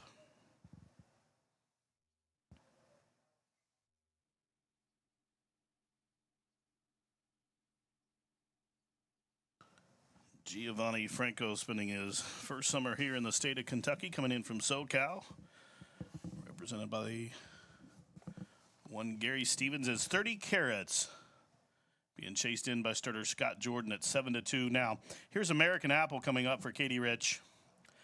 CC Cruise Control and Sealand on the stretch out here. 1-2 in here for Kenny McPeak. The other Lady Squared coming up for Scott Leeds. Walking Yell. Thoroughbreds, Rum Runner Ready. Of that graded stake producing mare. Corvina, daughter of Tappert going in. Miss Addie Lynn for the coach. Now just one out, Flashy Gem for Brad Cox and Fernando De La Cruz to the outside at 7-2. 3 horses share favoritism. The 6, 7, and 10, all 7-2.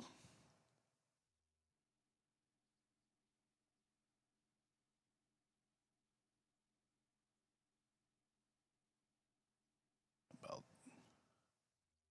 set here as Flashy Jim coming up.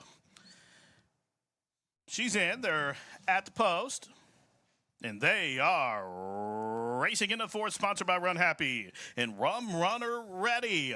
On the stretch out, blasting on out into the first turn, it is Rum Runner Ready and James Graham out to set the pace. CC Cruise Control just had to touch the brakes slightly as American Apple crosses in front of her. Flashy Jim hovers to the outside of that one from fourth. 2 lengths for the back. Lady Squared away racing in the fifth position. Corvina is down on the inner rail, then about 3 for the back to Miss Addie Lynn, and then a length back to the gray Catherine Blaze, and then about a similar margin back to What an Honor, and a long way last. In fact, being pulled up out of the race, debuting 30 Carats, is pulled up onto the run down the back stretch. 5 furlongs to go. The quarter is 24 and 1. And Rum Runner Ready, the daughter of Gun Runner, doling out the speed here by a length and a half. American Apple's tracking in clear from second. Flashy Jim is being urged to quicken now by Dela Cruz. He starts to get busy on that one from third. CC Cruise Control up the inside from fourth. Still 4 back to Lady Squared, who's on the move up into fifth. On her back, What an Honor starts to roll as they continue to race around the turn. 5/16 of a mile to go. Half mile comfortable, 48 and 1. And Rum Runner Ready still there. But up to the outside, American Apple is on the attack with a quarter to go. Rum Runner Ready, American Apple as they reach the top of the home stretch. And there goes American Apple cut loose. American Apple to the outside now, switching off cover. Here's CC Cruise Control. And CC Cruise Control with an explosive turn of foot for Sealand, opening up with authority with a 16th to go. The daughter of cross traffic, CC Cruise Control, is rolling home. She won it by about a half a dozen. What an Honor was second. A 3-way pitcher for third involving Flashy Jim, American Apple, and pace-hitting Rum Runner Ready. The running time, 1:37 and 3.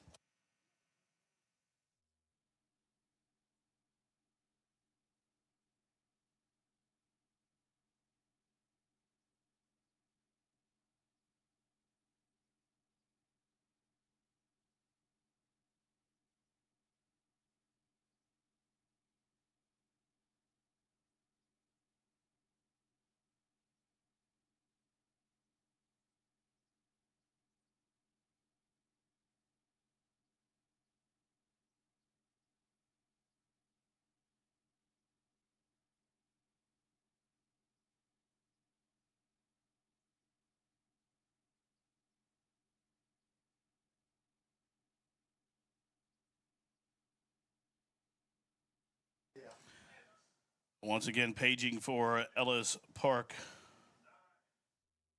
patron Jimmy Cutter. Jimmy Cutter, you need to go to the mission office, please. Jimmy Cutter to the mission office. The placing judges have posted the top 2 finishers in here. The winner, number 2, CC Cruise Control. Finishing second was number 9, What an Honor. There's a photo for third, 2-9 photo.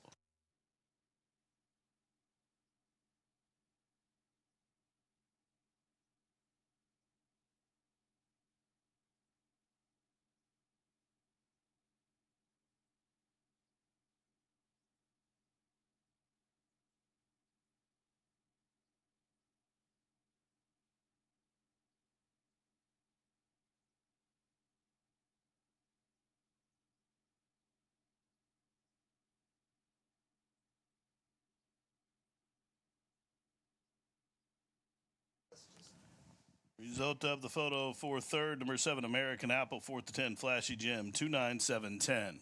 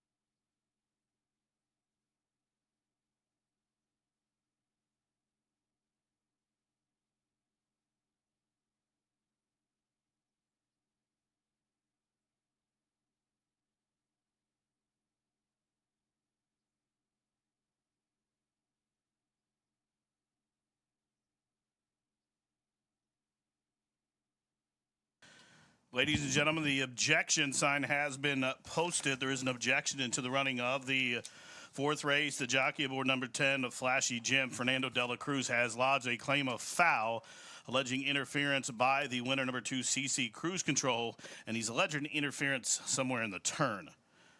The jockey of the 10, who finished fourth, has claimed foul against your unofficial winner, alleging interference in the turn. Unofficial 29710, hold them all.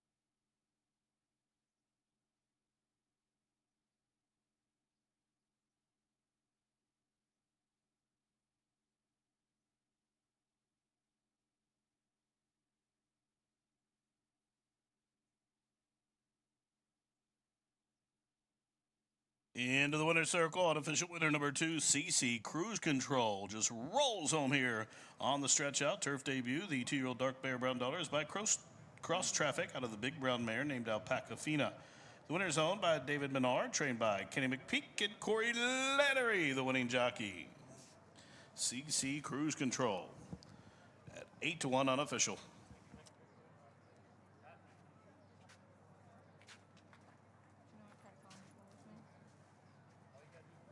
All right, let's set it.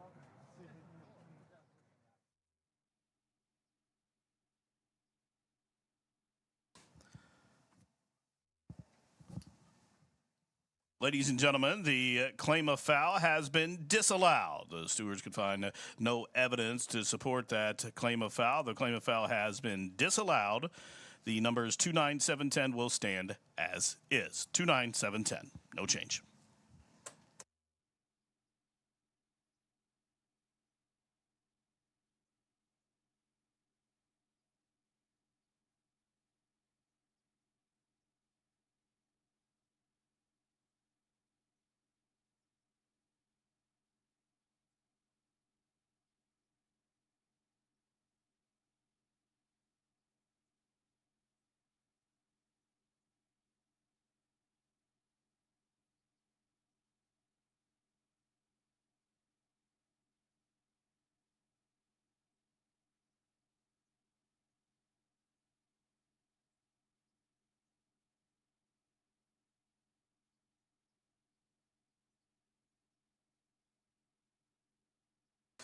And race 4 official, prices up, $18.42 to win, $9.54 to place, and $4.68 to show. $1 exact to 2 and 9 came back $104.49. Dime Super, $375.50. The winning trifecta in the fourth race was 297. The 297 trifecta, returning $398.40 for a 50-cent variety. The double pair of two, $16.97. Pick three, $44.19. And the pick four, $73.43. Race number 5 is up next, halfway through the card. Race number 5 starts the late pick 4 in the final 4 races on the card. We'll go back to the dirt, 6 furlongs on the dirt for a field of 10 after the scratches of the 5 Call Me Fast and the 8 Words of Wisdom to go 6 furlongs on the main. The race sponsored by Run Happy, maiden special weight per $60,000 to start the late pick 4. Up next, good luck.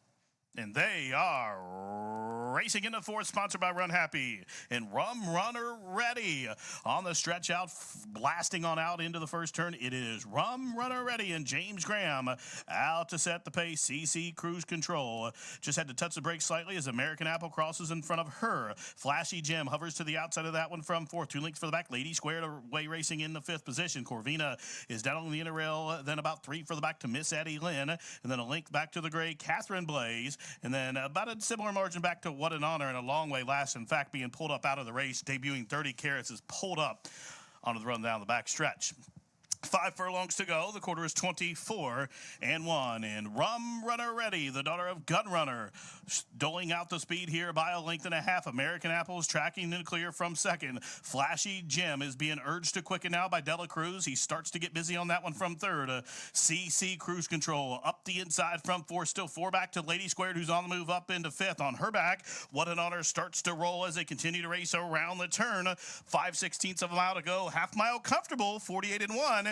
And Rum Runner Ready still there. But up to the outside, American Apple is on the attack with a quarter to go. Rum Runner Ready, American Apple as they reach the top of the home stretch. And there goes American Apple cut loose. American Apple to the outside now, switching off cover. Here's CC Cruise Control. And CC Cruise Control with an explosive turn of foot for Sealand, opening up with authority with a 16th to go.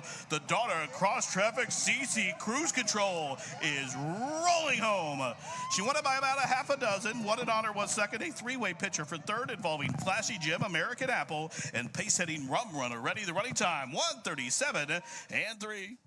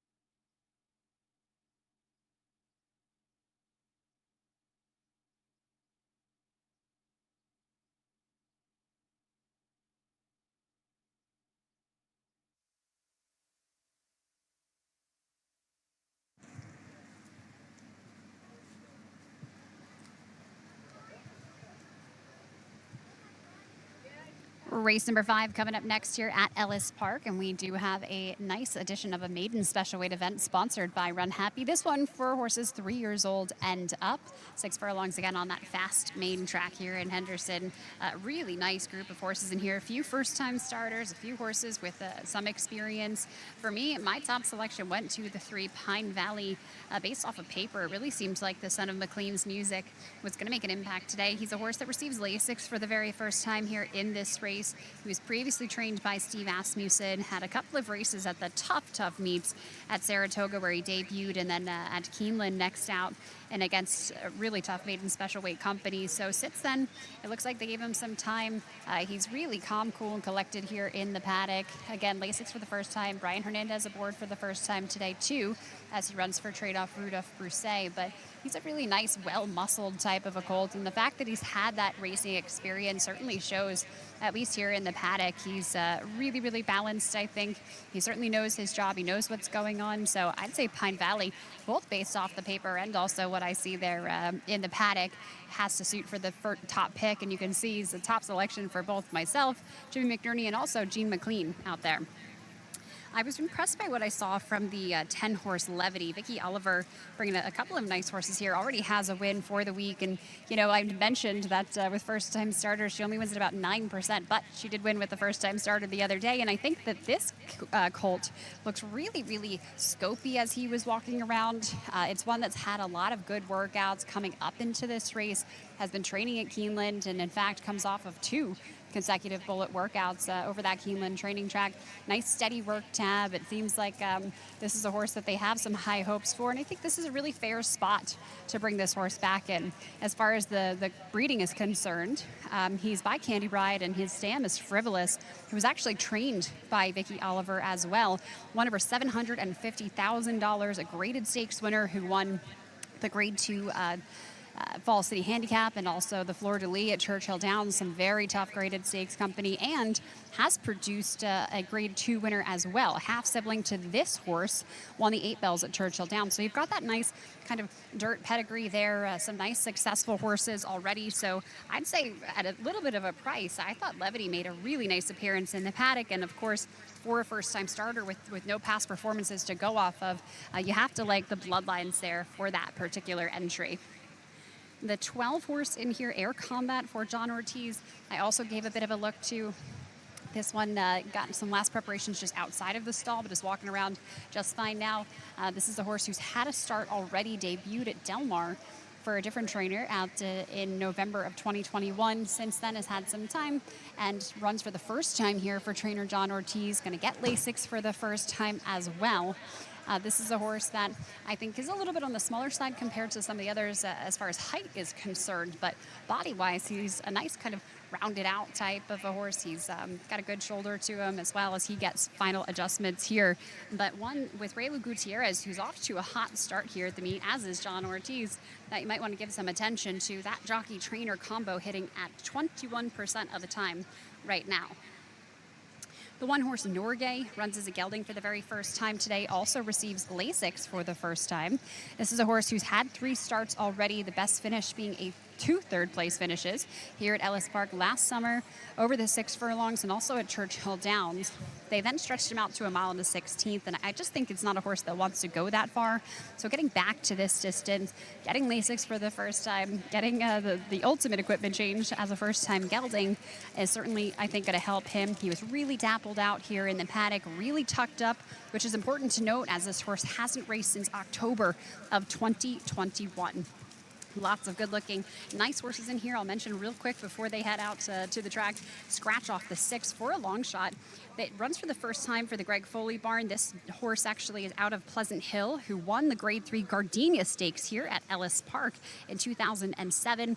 Is wearing earplugs today. They're going to take the blinkers off, getting Lasix for the first time, and he's had a lot of workouts as well for some nice, good foundation coming into this with not a lot of experience, and also the fact that he's got that layoff. But I think for a long shot, he's a worthy contender in here.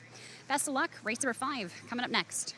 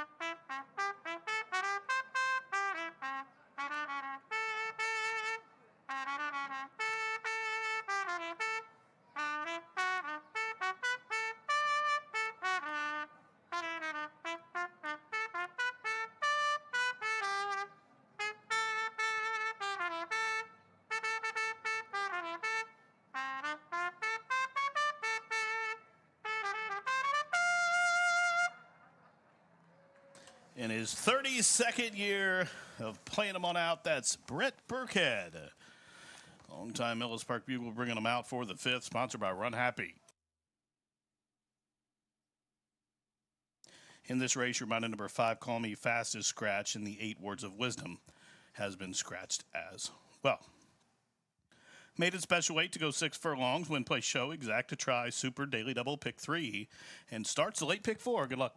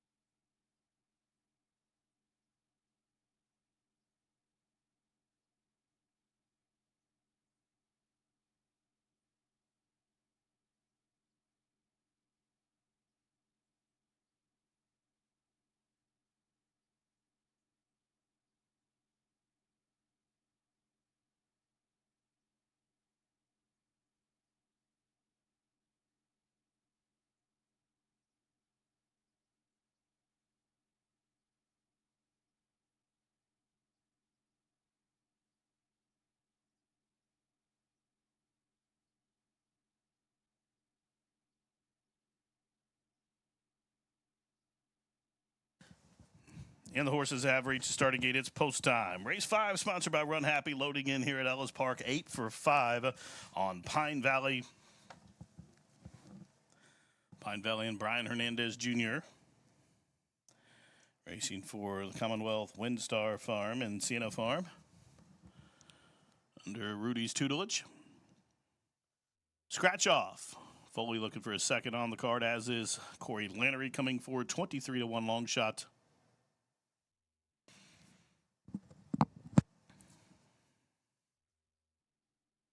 Lucky Devil. Lucky Devil. Unlucky trip last time. Gets Edgar Morales today at 21-1 upon load time. Air Combat will load last to the outside. They're at the post.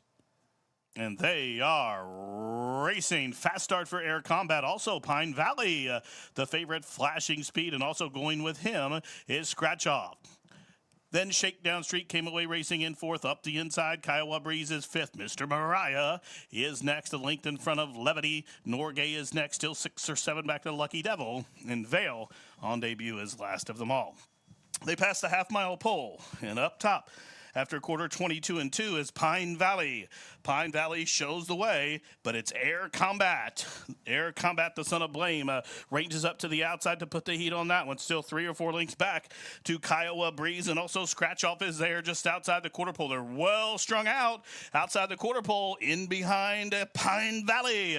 And Air Combat to the outside. These two square off to the top of the home stretch, 3/16 to go, and sweeping out wide in the West Silks is Air Combat. Still fighting on is Pine Valley up the inside with a furlong to go. Air Combat has fled the scene. Air Combat with a 16 to go is in front by 2. Scratch Off has raced up into second at a big number, but Air Combat fights them all off to win by 3.5 going away. Well prepared by Johnny to win off the long layoff. Scratch Off was second in a picture for third. Running time 109-1.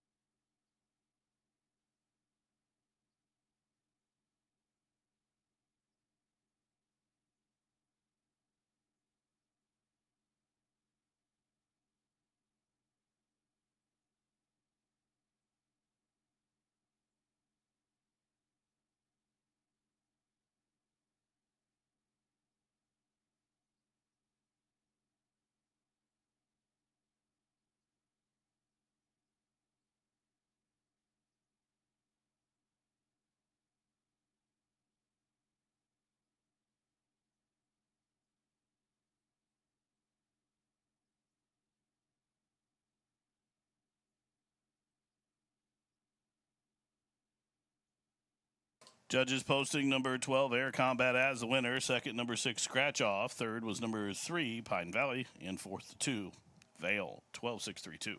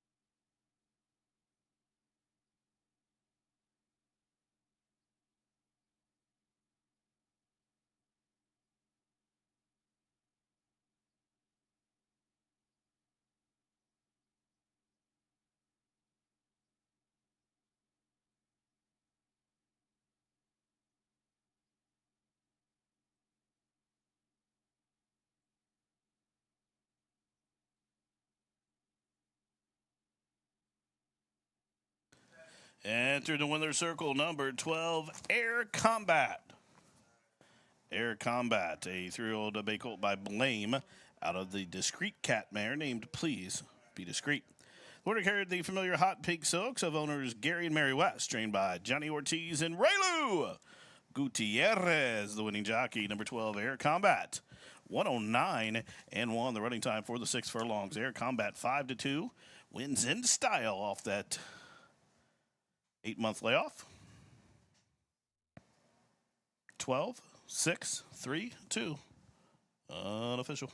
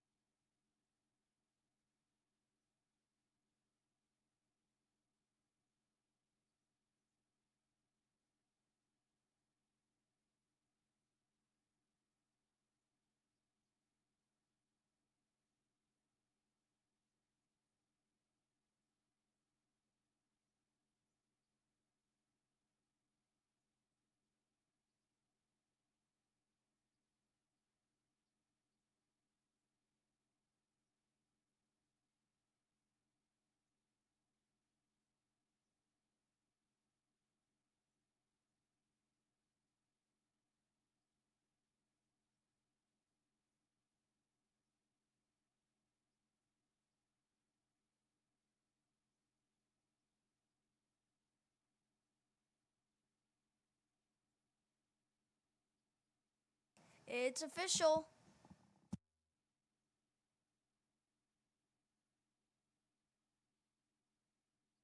Official indeed. Price is up $7.46, $4.80 in the middle, $3.50 to show on the winner. Exact at $126.64, 50-cent try, $279.90, the double $60.46.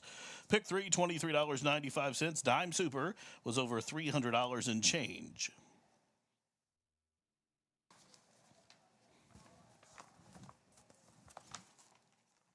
Up next, race number 6. Race 6, we welcome in the Palmer family. The Palmer family reunion in the house, sponsoring race number 6 in the 6th. Scratch number 3, Freedom's Way. Scratch the 11, Open Road. And scratch the 12, Leslie Chow. 3, 11, 12, stayed home.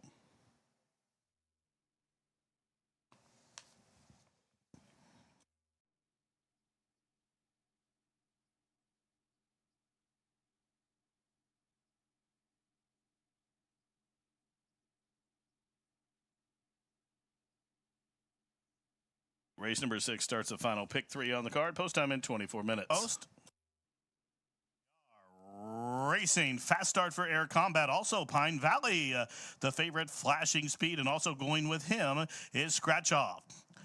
Then Shakedown Street came away racing in 4th. Up the inside, Kiowa Breeze is 5th. Mr. Mariah is next, a length in front of Levity. Norgay is next, still 6 or 7 back to Lucky Devil. And Vale on debut is last of them all. They pass the half-mile pole, and up top, after quarter 22 and 2 is Pine Valley. Pine Valley shows the way, but it's Air Combat. Air Combat, the son of Blame, ranges up to the outside to put the heat on that one. Still 3 or 4 lengths back to Kiowa Breeze, and also Scratch Off is there just outside the quarter pole. They're well strung out outside the quarter pole, in behind Pine Valley. And Air Combat to the outside. These two square off to the top of the home stretch, 3/16 to go. And sweeping out wide in the West Silks is Air Combat. Still fighting on is Pine Valley up the inside with a furlong to go. Air Combat has fled the scene. Air Combat with a 16 to go is in front by 2. Scratch Off has raced up into second, had a big number, but Air Combat fights them all off to win by 3.5 going away. Well prepared by Johnny to win off the long layoff. Scratch Off was second in a picture for third. Running time 109 and 1.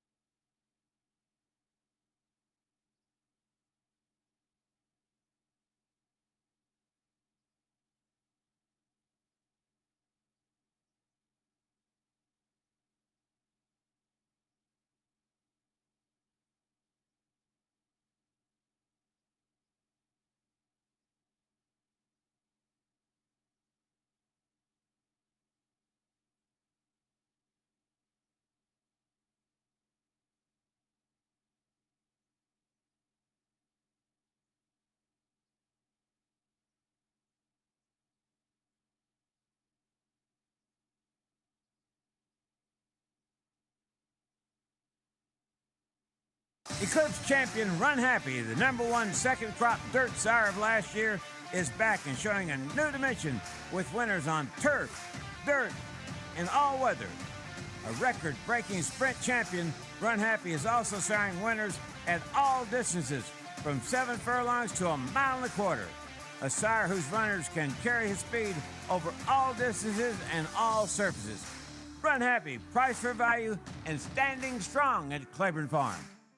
Master horse racing with the power of daily racing forms. Formulator, the sport's most advanced handicapping tool featuring exclusive speed and pace figures, customizable data views, trainer patterns, and more.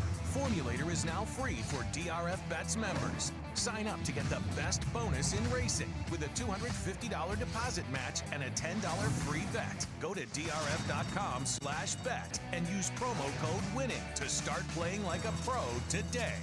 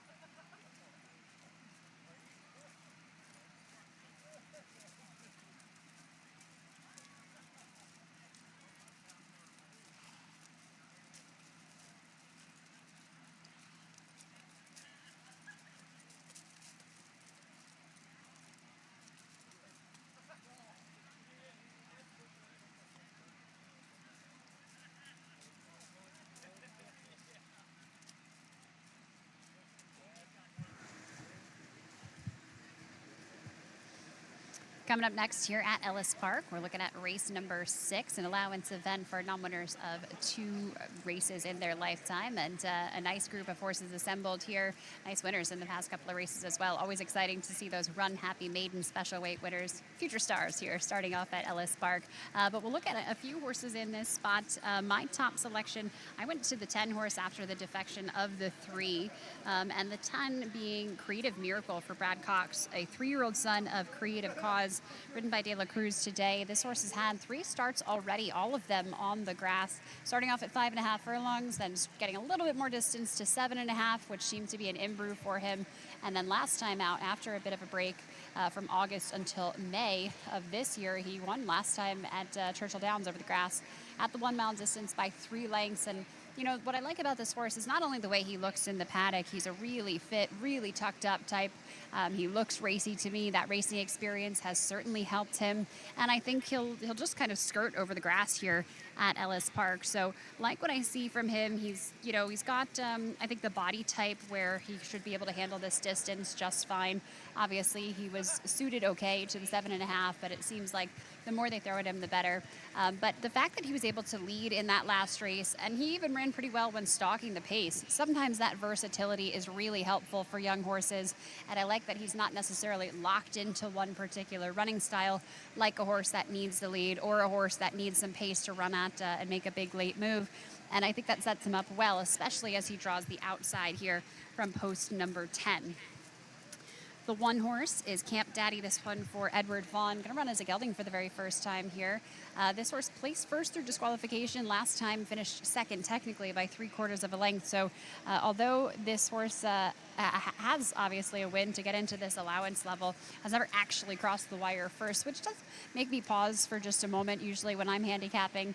But he gets the services of Declan Cannon here today, and he's been a true professional as he's been really quiet in the stalls when they were saddling him. He's a horse that showed some speed on debut when going a mile at Keeneland over the grass in a pretty tough, I thought, maiden special weight group. He just kind of lost his edge at the end and was passed late in the race, but he changed up running style last time with Declan aboard, was able to save ground and made a big late move. So we'll see what he decides to do today. Obviously draws the 1 hole, so he's certainly going to have the option to go out there if that's what they choose to do here today. Some other horses to look at.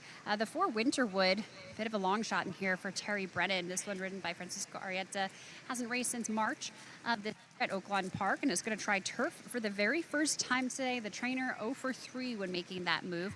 Last time seemed to have a lot of trouble in that race. The comment lines say slammed at the 7/8 and jogged in, so I'd just draw a line through that. But if you do that, you get to Oaklawn Park at 1 mile and a 16th over the dirt surface where this horse won by 4 lengths after stalking the pace as the favorite. So obviously he's got to prove himself over the grass.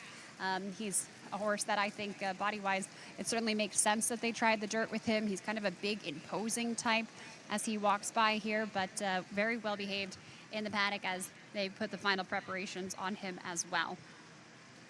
The 6 is American Hero. This one for Bernie Flint. Jimmy Graham will be aboard here today. Last time ran 3rd in a starter allowance company at Churchill Downs and has only had the 1 start over the grass at Churchill. 2 races back, finished 3rd that day, just beaten by about 2 lengths. But he's had some success on the synthetic at Turfway Park. In fact, that's where he broke his maiden against Maiden Special Weight Company just this January. So hoping that form translates over to the grass here. It's a horse that was a little bit fidgety when he came into the paddock. He was chewing on the bit quite a bit, but he's certainly calmed down since I got him into the stalls and have been walking around. You can see he had 2 handlers on him at one point, but he's certainly a horse that is calm, cool, and collected as he comes by my position right here. The 9 Fort Defiance. This one very well turned out as well. He's muscled out. His veins are popping here today, so he is certainly on it. He's got his game face on. He's a 3-year-old son of Fort Larned. And this was the horse, pardon me, that had the 2 handlers just a few moments ago, and he's now kind of settled a little bit more as he's gotten to the paddock, gotten to walk around a little bit. But this is another horse that's going to try the turf for the very first time here today. They tried to get this horse on the grass at Churchill Downs, but with a lot of those races being taken off of the turf at Churchill, he was unable to get that grass experience. So he does come in with a win over the synthetic at Turfway. And again, sometimes that translates well, better than dirt to turf. Synthetic to turf is an easier jump to make for some of these horses.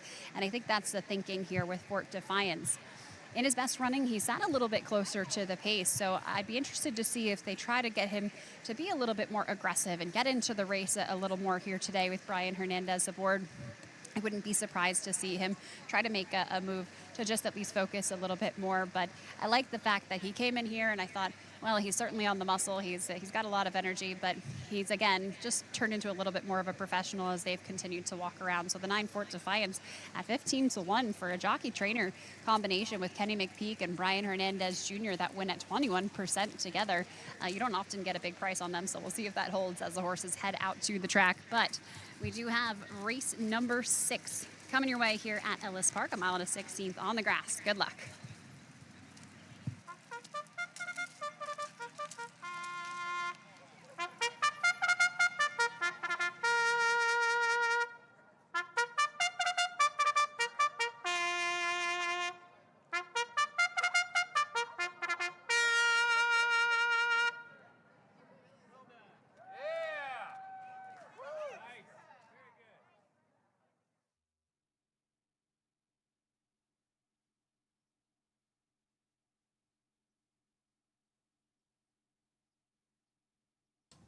Up on the track for the 6th race from Ellis Park, race number 6, scratch numbers 3, 11, 12. Palmer Family Reunion sponsoring the 6th race, mile 16th on the turf. Win, play, show, exact to try, Super Daily Double, pick 3. Post time in just about 7.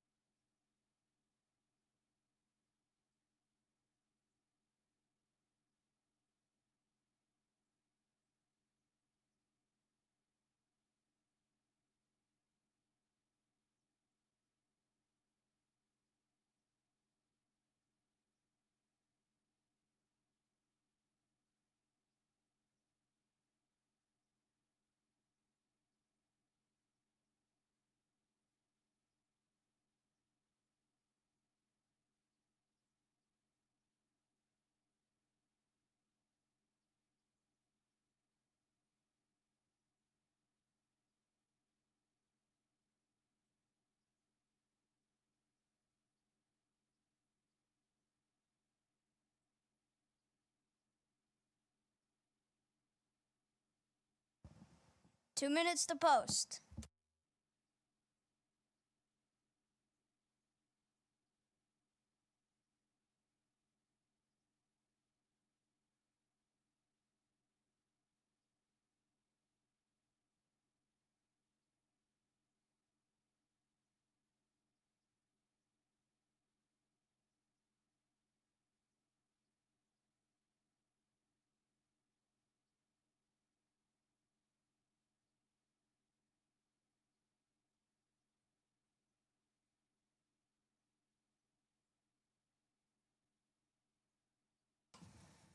Rider off the 4 Winterwood, but good job by the accompanying pony person to hang on to Winterwood. Now, Jockey Francisco Arrieta given a leg back up by John Lee, one of our outriders. Rejoin the others in the post-parade Palmer Family Reunion race up in just about 2 minutes.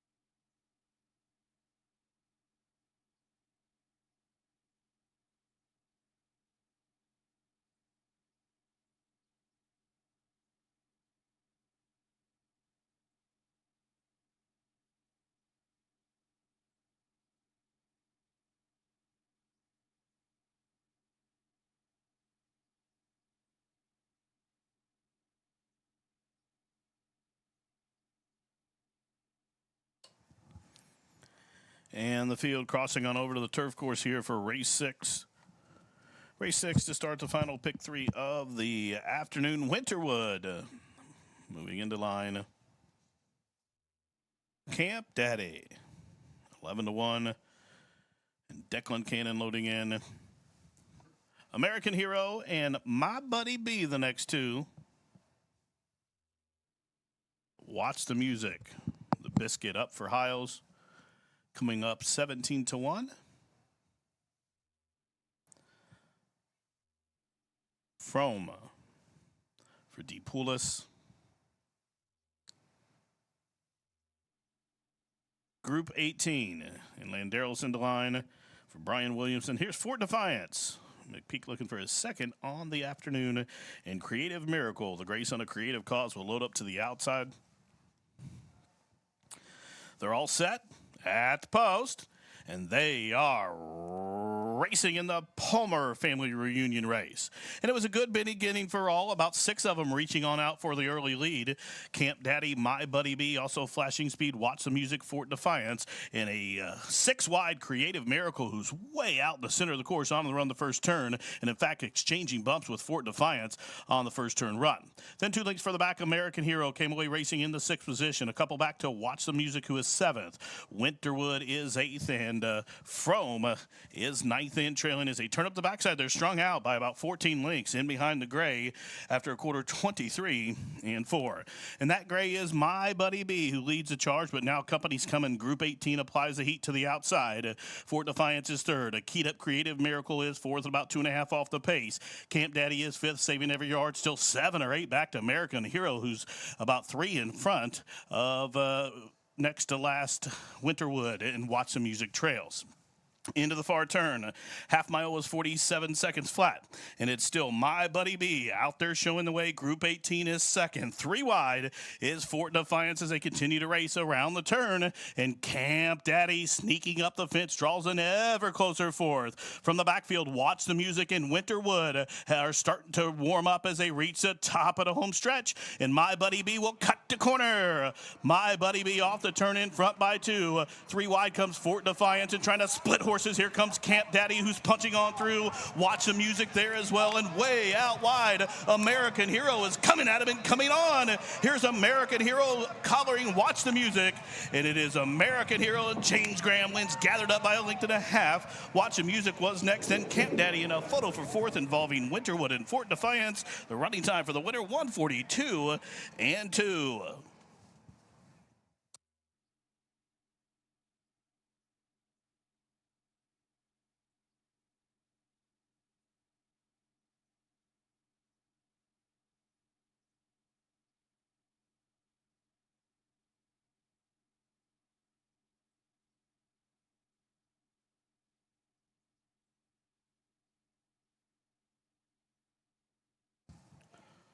Some nice prices here in the 6th race. Number 6, American Hero at 6-1, posted as the race winner. Number 7, Watch the Music at 26-1 second. Number 1, Camp Daddy at 8-1 third. And number 9, Fort Defiance at 6-1 fourth. 6, 7, 1, 9.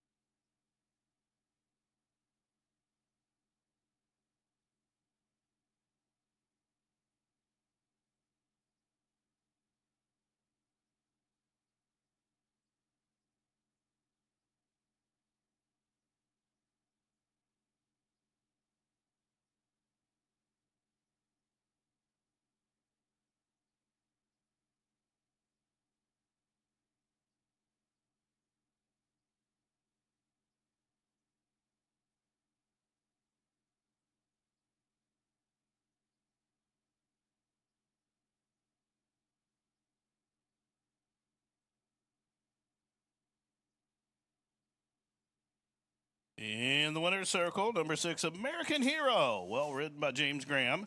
American Hero, a 3-year-old dark bear brown son of Constitution out of the Forest Wildcat Bear named Jihan. The winner's owned by LTB Incorporated of Terry and Bernie Flint alongside Miles Childers, the winning trainer Bernie Flint. James Graham up top for the winning ride. American Hero home in 142 and 2.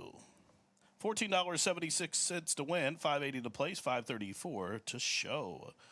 Exacta 133.65, 50-cent try, $398.35. The double, $60.38. Pick 3, $179.05. Dime Super was nice, $426.56. Race number 6, group in the winner's circle here with that blanket presentation. The Palmer family reunion's in the house. Palmer family reunion making that presentation to Team Flint here in the 6th. Now, race number 7 is up next. Race number 7, post time in 19 minutes. In the 7th race, you're reminded it starts the late double. And we'd like to recognize and welcome in the Southwestern Indiana Builders Association, sponsoring race number 7. Don't forget the scratch of the 1 Stellar Grace and the 5 Tale of Reddy Chianti. 1-5 scratch from the 7th, start of the late double, post time 19.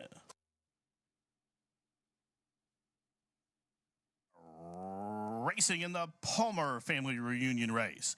And it was a good beginning for all, about 6 of them reaching on out for the early lead. Camp Daddy, My Buddy B, also flashing speed, Watch the Music, Fort Defiance, and a 6-wide Creative Miracle who's way out in the center of the course on the run the first turn, and in fact exchanging bumps with Fort Defiance on the first turn run. Then 2 lengths for the back, American Hero came away racing in the 6th position. A couple back to Watch the Music, who is 7th. Winterwood is 8th, and Frome is 9th. In trailing as they turn up the backside. They're strung out by about 14 lengths in behind the gray after a quarter, 23 and 4. And that gray is My Buddy B, who leads the charge, but now company's coming. Group 18 applies the heat to the outside. Fort Defiance is 3rd. A keyed up Creative Miracle is 4th, about 2.5 off the pace. Camp Daddy is 5th, saving every yard. Still 7 or 8 back to American Hero, who's about 3 in front of next to last Winterwood and Watch the Music trails. Into the far turn. Half mile was 47 seconds flat.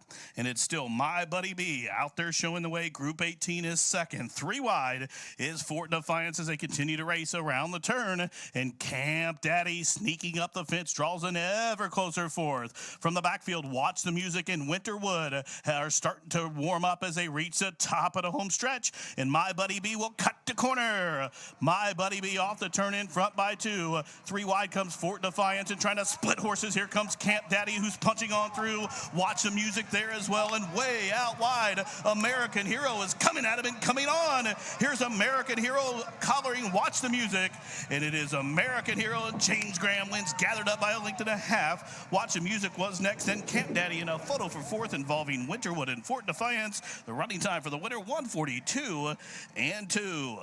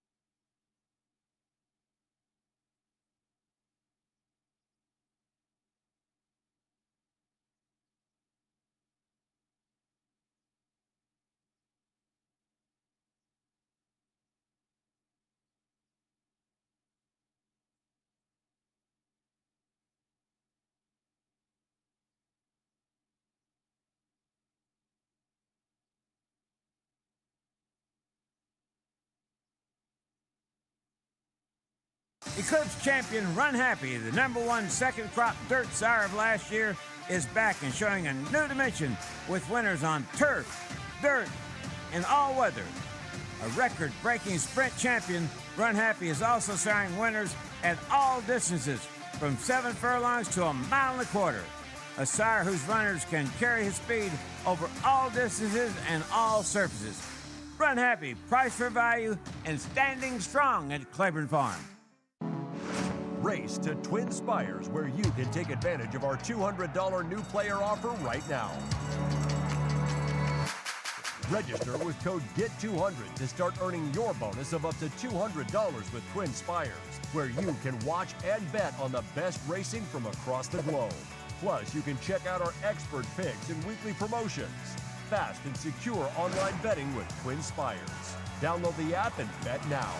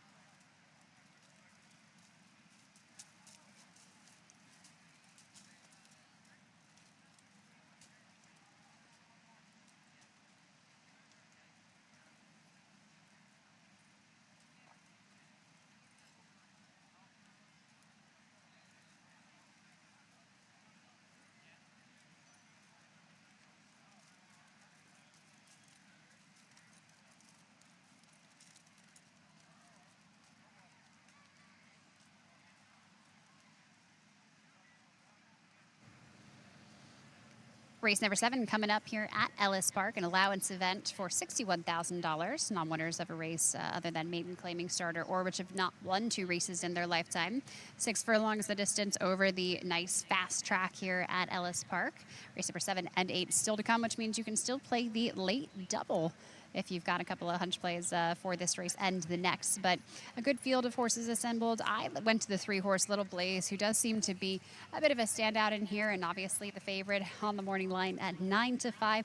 Probably going to continue to get attention here, but this is a horse that hasn't finished out of the top 4 in 5 career races. She's a daughter of Will Take Charge and started off at Churchill Downs in October of 2020. Finished second that day to a few nice horses, and she had a lot of trouble in that first race as well, as she was blocked in the stretch and still continued to run on. So I like to see that. They gave her some time, nearly a year, in fact, or over a year, as she came back in November of 2021 at Churchill Downs over the 6 furlongs. She finished 4th that day and then would return in April of this year at Keeneland over a good surface where she finished 2nd. She then was racing at Churchill Downs over a sloppy racetrack, finished 2nd again, and then finally was able to break her maiden at Churchill over a fast track last time and won by 7 lengths, just drawing away from the field. A really, really impressive effort. So it seems like if all systems are still go for her, the track conditions are to her liking. She likes a nice fast track. Obviously, she's going to get that here today. She gets the perfect distance as 6 furlongs on the dirt. And it also seems like she's a horse that's been really well prepared for a race here. They had horses over at Keeneland, the Vaccarazza barn, and then have been training her here at Ellis Park. Her last work, in fact, was a bullet work, 4 furlongs in 47-4, and that came right here over the Ellis Park surface on July 8th. So I love to see that. She obviously is a horse that's going to be hard to contend with, but sometimes horses facing winners for the first time can, bounce a little bit as well. So certainly not a lock by any means, I think, in this particular field, but definitely on the top of my selections. The 7, Molly Kate, a really interesting filly as well. She's going to receive Lasix for the very first time here today in her 6th career start. Was previously trained by John Ennis, now in the barn of Brendan Walsh. So she is coming off of a little bit of a layoff. She hasn't raced since October of last year, where she finished 3rd at Keeneland over the 6.5 furlongs and had to contend with a little bit of trouble in that race as well. She had some bumping. Typically, I think she's a filly that does her best running when she's on or near the lead, so expect her to kind of sit off because there is a lot of speed signed on in this particular event. But she gets the services of Brian Hernandez, again, who's been riding very, very well, not just this year, but already off to a hot start here for the Ellis Park meet. So see how he does as he teams up with her for the very first time. Brendan Walsh still looking for that first win in the meet, but a trainer that's done so well over the past couple of years. He's obviously been an excellent horseman for a long time, but winning at 16% right now with a variety of horses. And this barn very good at bringing horses back off of an extended layoff. Wins it about 19% of the time with 180 days or more. So I like that stat there for the 7. You got 6-1 on that morning line. Now, the 2-horse is Palm Cottage. This one, a really nice, tall type of a filly. She's a daughter of American Pharaoh, and she certainly has been very cool and collected as she has been towards the inside. She's a horse that maybe is a little less tucked up than some of the others in here. She's a bigger body frame type of a horse. Now, she is coming off a layoff, from December of last year. This barn also very, very good, the Paulo Lobo barn, at bringing horses back off of an extended layoff after 180 days or more, wins at 31% of the time. So that's a pretty good number with a very good sample size at that. She certainly, like I said, is a big, well-muscled type of a horse. She runs over the 6 furlongs here, which has been what I think she's been best at.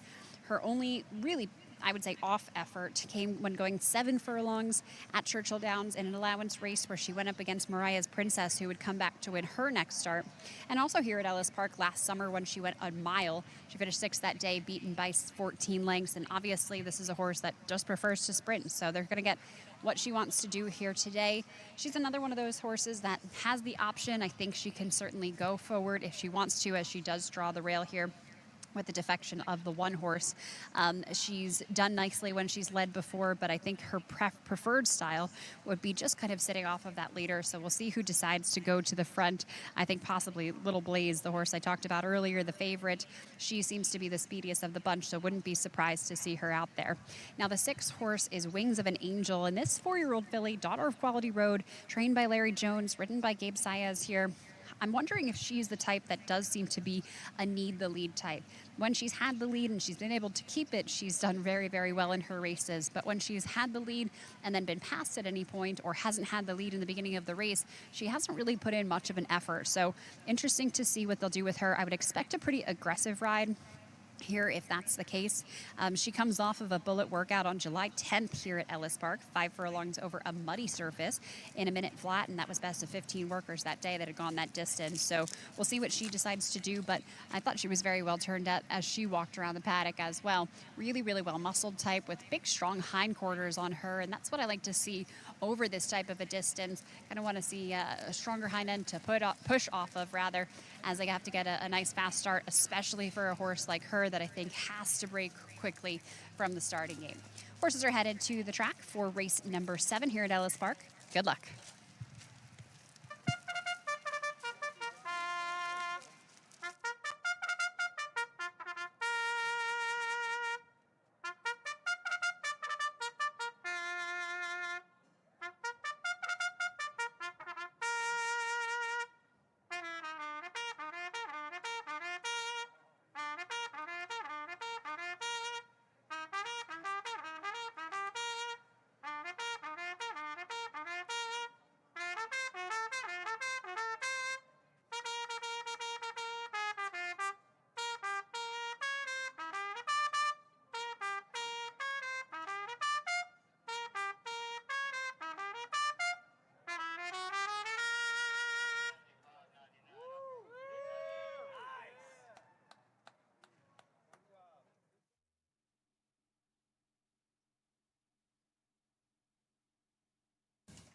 The horses on the track for race number 7, sponsored by Southwestern Indiana Builders Association.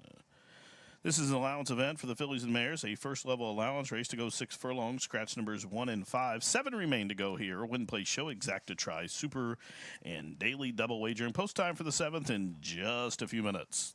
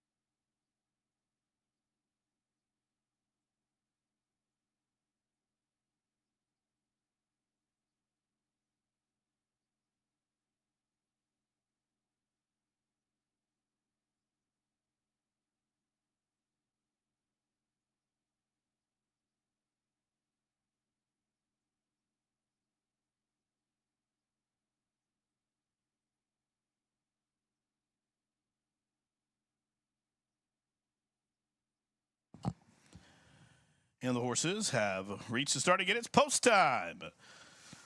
Horses loading in. If you haven't wagered on race 7 at Ellis Park, you better hurry. Loading in here for the Southwestern Indiana Builders Association race. Little Blaze, a daughter of Will Take Charge, coming up at 1-5. Molly Kate and BJ Hernandez going in. Baby Blue Eyes and Joe Talamo from the Sims Barn. Here's Doug Terry and Wayne Minnox, Jamaican Bourbon. Now one left, Dulcimer Dame for Isaac and Miller. The local charge to the outside. They are at the post.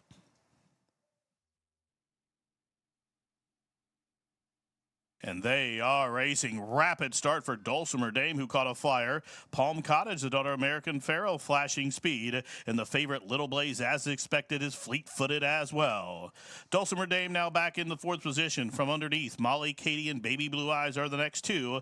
And 2 back to Jamaican Bourbon, who is 7th and trailing. They approach the half-mile stage of this race, and about 8 lengths would cover the lot. And it is Palm Cottage who shows the way.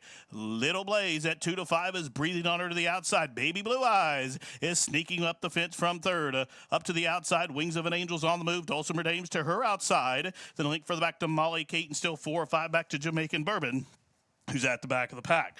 The quarter 22-3, just outside a quarter mile to go, and Palm Cottage is the one to run down. And Palm Cottage has opened up 2 on the favorite Little Blaze to the top of the home stretch. And Palm Cottage, with a furlong to go, has built up a 3, now 4-length lead. Little Blaze is left in her wake. Wings of an Angel is 3rd with a 16th left to go. Here's a dynamic performance turned in by Palm Cottage. Palm Cottage just cruising home. Palm Cottage, she won under wraps, and she won it by a half a dozen. Little Blaze, the favorite, was 2nd. Wings of an Angel 3rd. Then Molly, Katie, and Baby Blue Eyes, the running time 1:08 flat.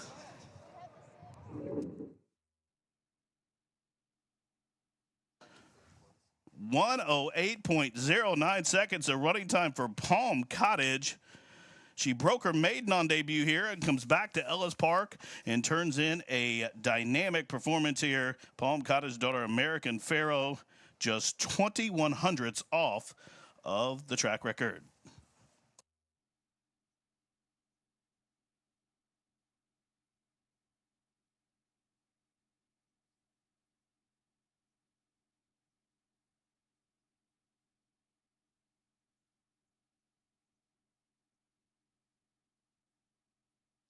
Judges posting the top 3 finishers. Winner number 2, Palm Cottage. Second, number 3, Little Blaze. Third was a 6, Wings of an Angel. Photograph for 4th, 236 photo.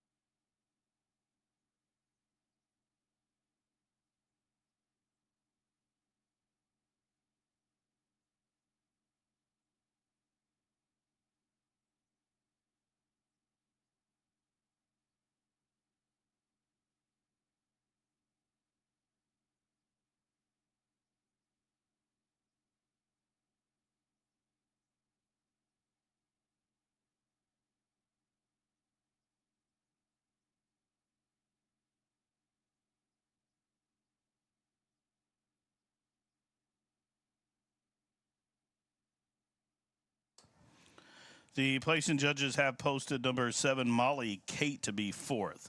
2367. 2367 unofficial for race number 7, sponsored by the Southwestern Indiana Builders Association.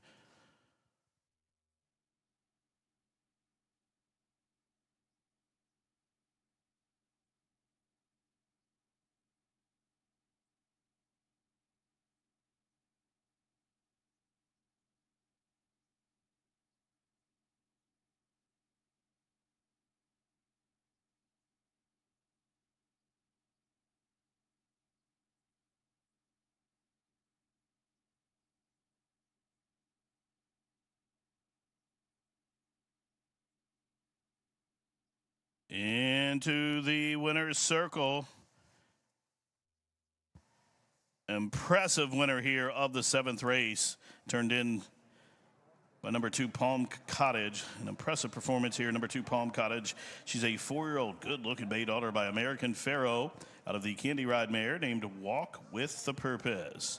The winner's owned by Larry Best, OXO Equine LLC, trained by Paulo Lobo. Ridden to victory by Gerardo Corrales.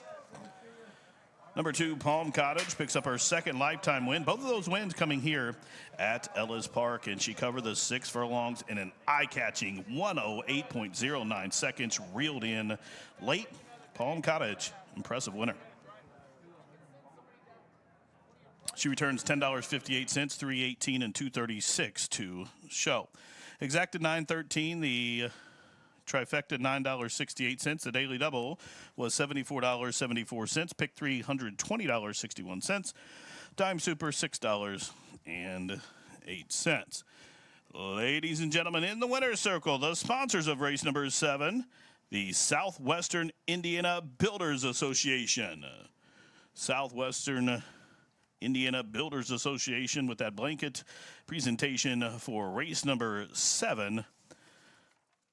Now up next, the 8th and final to close out the show. Race number 8, optional claimant allowance. You're reminded in this race, simply scratch the also number 11 Palace Kitten. A mile on the turf to close out the show in 21.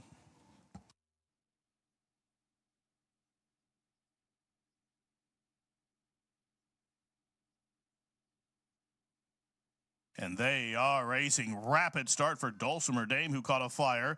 Palm Cottage, the daughter of American Pharaoh, flashing speed. And the favorite Little Blaze, as expected, is fleet-footed as well. Dulcimer Dame now back in the 4th position from underneath. Molly, Katie, and Baby Blue Eyes are the next 2. And 2 back to Jamaican Bourbon, who is 7th and trailing. They approach the half-mile stage of this race, and about 8 lengths would cover the lot. And it is Palm Cottage who shows the way. Little Blaze at 2 to 5 is breathing on her to the outside. Baby Blue Eyes is sneaking up the fence from 3rd. Up to the outside, Wings of an Angel's on the move. Dulcimer Dames to her outside. Then a link further back to Molly, Kate, and still 4 or 5 back to Jamaican Bourbon, who's at the back of the pack. The quarter 22 and 3, just outside a quarter mile to go, and Palm Cottage is the one to run down. And Palm Cottage has opened up 2 on the favorite Little Blaze to the top of the home stretch. And Palm Cottage, with a furlong to go, has built up a 3, now 4-length lead. Little Blaze is left in her wake. Wings of an Angel is 3rd with a 16th left to go. Here's a dynamic performance turned in by Palm Cottage. Palm Cottage just cruising home. Palm Cottage, she won under wraps, and she won it by a half a dozen. Little Blaze, the favorite, was 2nd. Wings of an Angel 3rd. Then Molly, Katie, and Baby Blue Eyes, the running time 108 flat.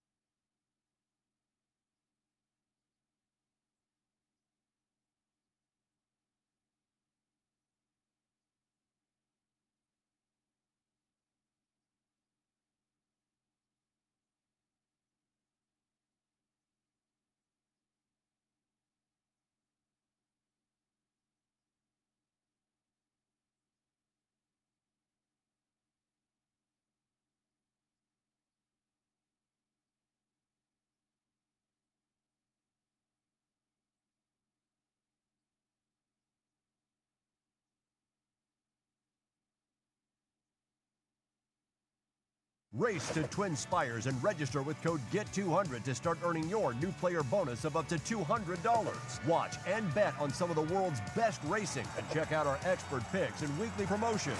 Twin Spires. Download the app now. Eclipse champion Run Happy, the #1 second crop dirt sire of last year, is back and showing a new dimension with winners on turf, dirt, and all weather. A record-breaking sprint champion, Run Happy is also siring winners at all distances, from 7 furlongs to 1.25 miles.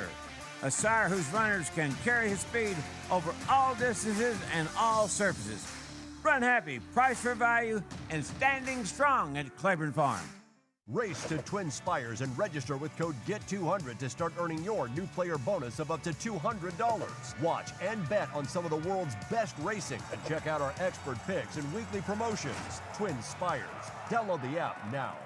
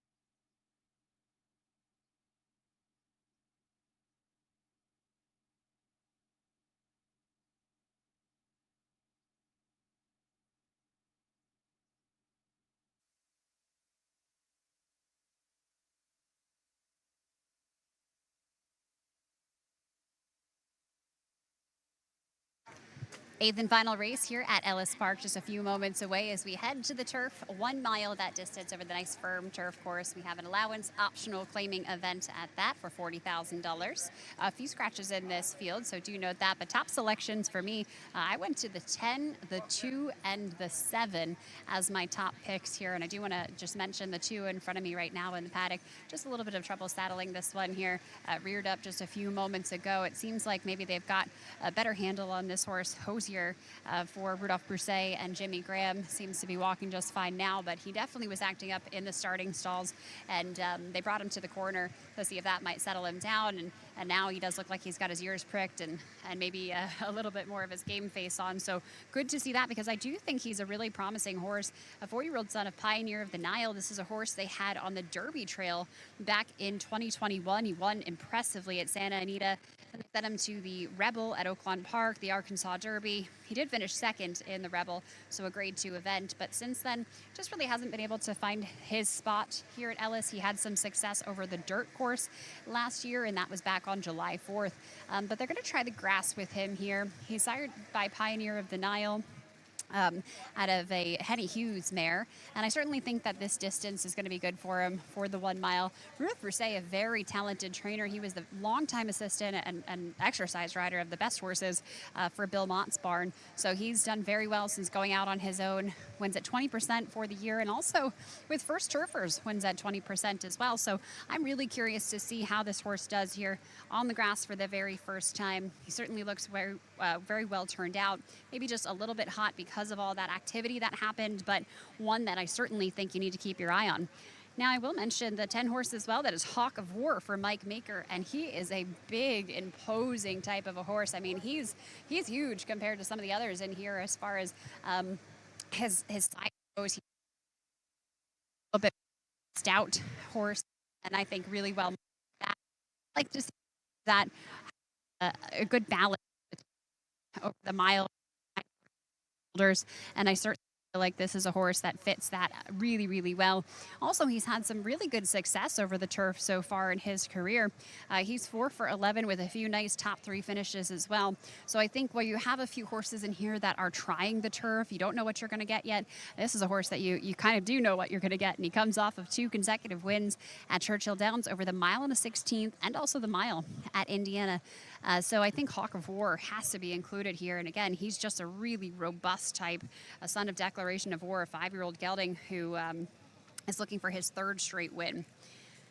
The 5 horse in here is So Union for Brian Lynch and Mitchell Merle. Really, really turfy type. I think he's a son of Liam's Map, and he's a little bit of a leggier horse. They tried him sprinting for a while, and last time out at Churchill Downs went the distance of a mile. But I like the fact that he gets to the turf here. He just has had 1 turf try, and that was at Keeneland over a good turf course where he finished 5th that day, behind horses like Gear Jockey, who ended up being a really successful one, Falkirk, who would come back to win, Fortuity as well. So in my opinion, that was quite a salty allowance event, and I think this field is much better for him. And as far as his demeanor goes, he's one of the better behaved horses in this field. He just seems like he's waiting for everybody else to get ready before he can go out to the track and do his thing. So I will say I've been impressed from what I've seen from him as far as his demeanor is concerned. Other horses that you might look at in here, the 7 is Vintage Print for Paulo Lobo, who just won the last race. Blinkers coming off here, first time gelding for this horse. He's a son of Curlin. Hasn't raced since October of last year over a yielding turf course at Keeneland.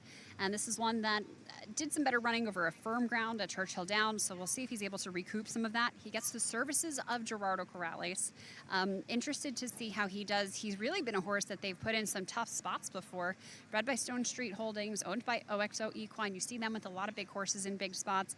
And this one, in fact, was entered in the Grade 2 Eddie Reed at Del Mar over the mile and an 1/8 distance, where he finished just 2 lengths off of United, who's a really talented horse, smooth like straight as well, multiple graded stakes winners. So it seems like this is a lot of class relief for him, but I would have said that about the race at Keeneland as well, where he went off as the favorite, albeit a lukewarm favorite. But I think to this year, in his 5-year-old year, as a gelding for the first time, maybe that was something to help him a little bit more as far as his focus was concerned, but I will say as he walks into the stalls just once more, he is another one that has been really impressive here in the paddock. So a lot of nice horses assembled for the final race of the day here at Ellis Park, the 8th and final 1 mile on the turf course, just a few moments away as the riders get a leg up. Good luck.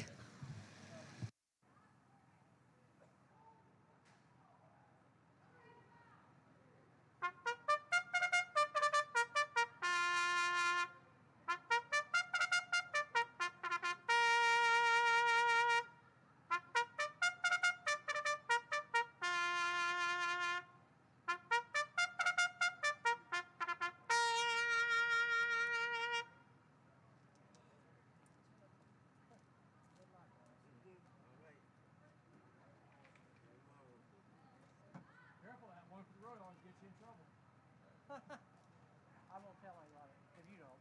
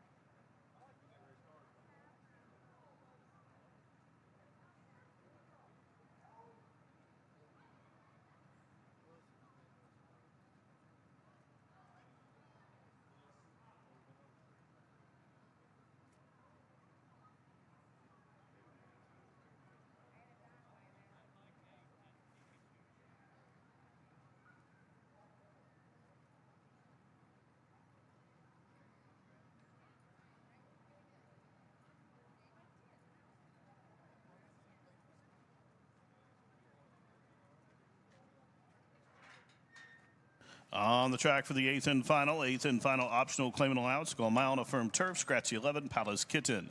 Win, play, show, exact, to try, dime, super to close out the show. Post time in just a couple of minutes.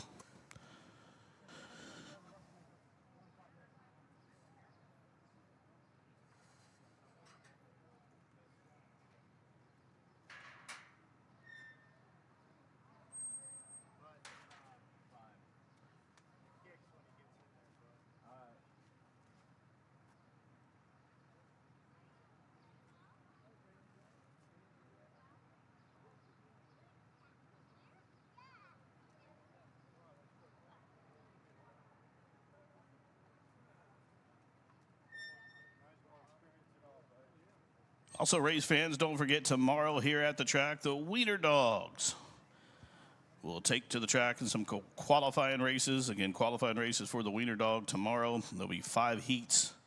They'll go from 11 to 12. Top 2 finishers in those heats will enter to the Wiener Dog Finals on the 27th. Again, the top 2 finishers in those 5 heats, those top 10 dogs, will come back on August 27th.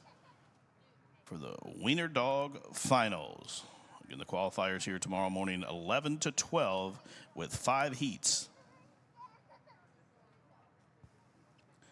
Again, the finals will be on the 27th of August and will be a Great day there with some benefits and profits from that event. We'll go to participating humane societies and nonprofits, including New Life in Mount Vernon, New Hope in Henderson, Paul's Feline Felix, and the Vandenberg Humane Society. All those 5 charities will be selling 2022 Wiener Dog t-shirts. And again, the proceeds will go to those charities. Wiener Dogs qualifiers tomorrow.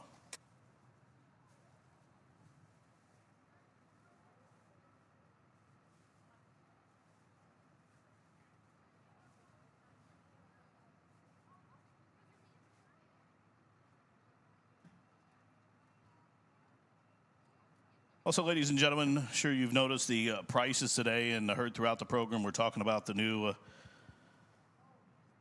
breakage rule here. Ellis Park, the first in the country to utilize that, but we'd like to let you know that Ellis is utilizing a voucher system for those pennies. You can either cash out to the penny when cashing your ticket to receive a voucher to keep those betting throughout the day. You can also request to cash out by the nickel, so just ask your parimutuel clerk for help with that as well.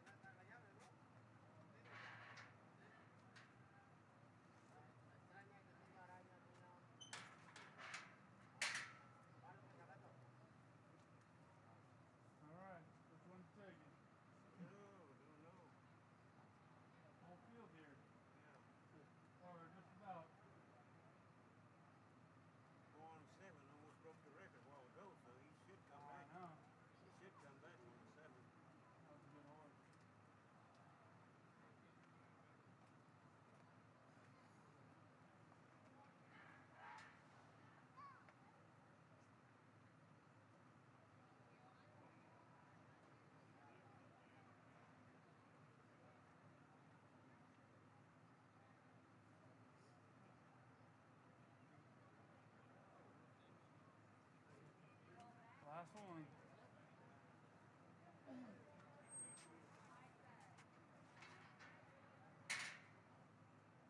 What's up, man? Slumming today? You slumming today?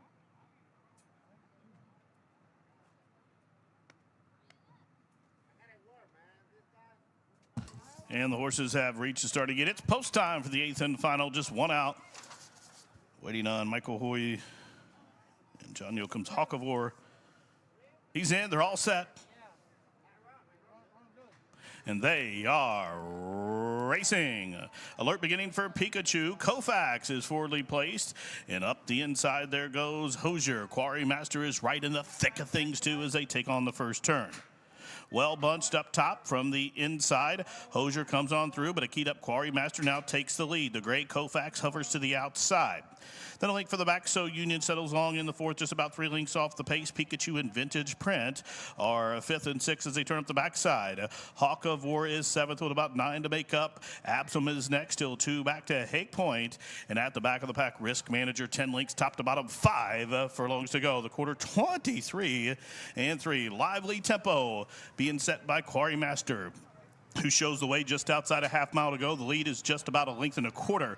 Koufax to the outside in the clear from second. Hosier is covered up by So Union, 3rd and 4th. Trying to pick his way through the pack. Vintage Prince full of run. He's going to need some racing luck there. Pikachu now sweeps up to the extreme outside, and right on his back, Hawk of War is set to strike as they race around the turn. 5/16 to go. Half mile, 47 and 2. And up top, Quarry Master is under siege. Here comes Koufax to the outside. A 4-5 wide blitz from Pikachu. Top of the home stretch. They fan out about 6 across the course and way out wide. Here comes Vintage Print, who found room now. Vintage Print late on the scene. Risk Manager is unleashing a furious stretch rally. 3 across the course with a 16th to go. Hawk of War in the middle. Risk Manager to the outside. They come down towards the line. Hawk of War, Risk Manager, and a bobber.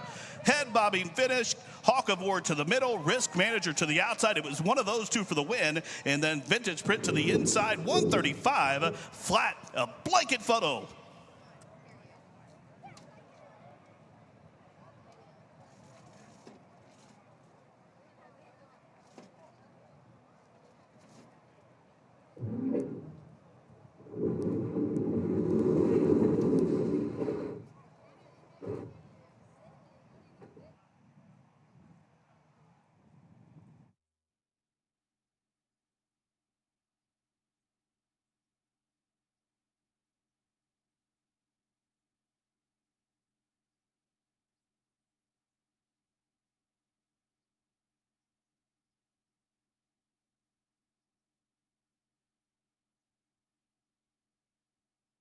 Photo finish, hold 'em all. Thrilling stretch run 3 across the course with a 16th to go. The pink silks in the middle was Hawk of War. Red silks to the outside, Risk Manager. Vintage Print for OXO was to the inside for third. A head bobber down to the line. Between Hawk of War in the middle, Risk Manager to the outside, Vintage Print to the inside. Photo for win.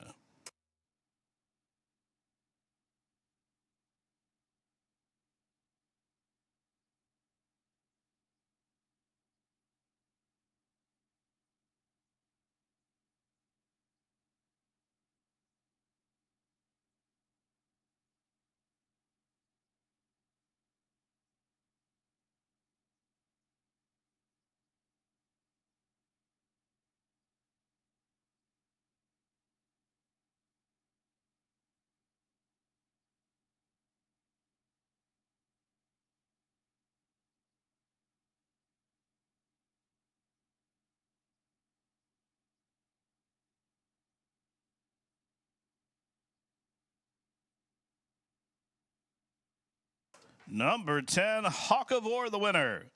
Second, the 6, Risk Manager. Third, the 7, Vintage Print. Fourth, number 2, Hosier. 10-6-7-2. 10-6-7-2.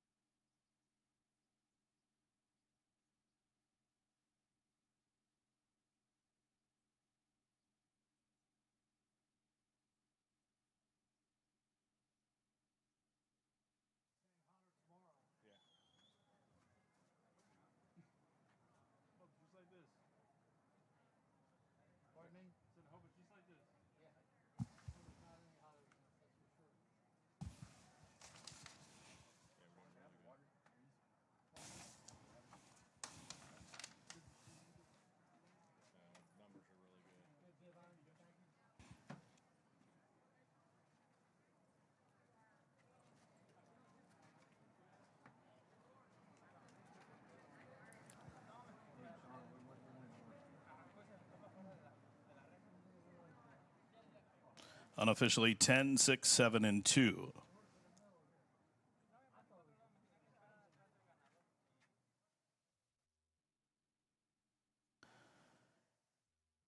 Into the winner's circle to join Leslie and Dana Zook. Here's number 10, Hawk of War. A 5-year-old big gelded son by declaration of war out of the night shift mare named Tashawak. The winner's owned in partnership by Michael Hoy and John Yoakum, the winning trainer Mike Meeker, and Raylu Gutierrez with a rowdy double. Number 10, Hawk of War, now a 5-time winner. Makes it 3 in a row, Hawk of War. Hawk of War covered the mile on firm turf with the rail out, 1:35.08 seconds.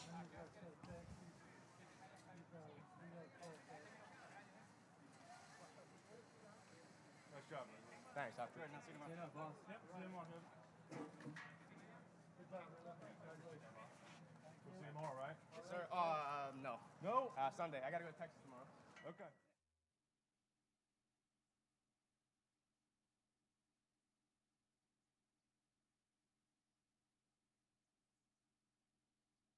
And the eighth and final is official. $10.74 to win, $5.46 in the middle, and $3.06 to show.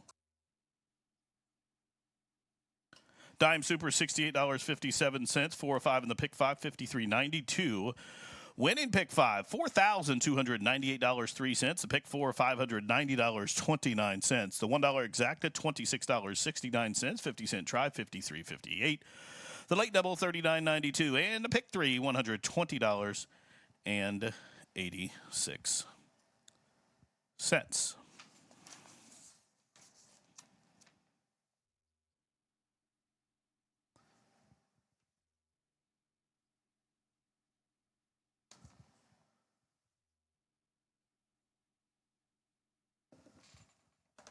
Stand by. I'll get you the all-turf pick 3 number.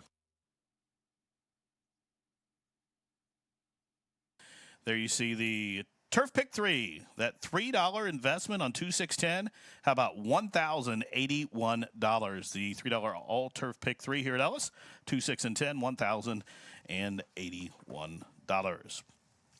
Well, race fans, that wraps it up for live racing for this Friday here at Henderson's Oval, Ellis Park. Fun doesn't stop here. You're invited to stick around. Head on over to the clubhouse. The HHR machine's up and rolling, and also simulcast action continues from tracks throughout the country. Also, live racing back at you tomorrow. 9 race card, 12:50 post, and some wiener dog trials early in the morning starting at 11. We'll see you then.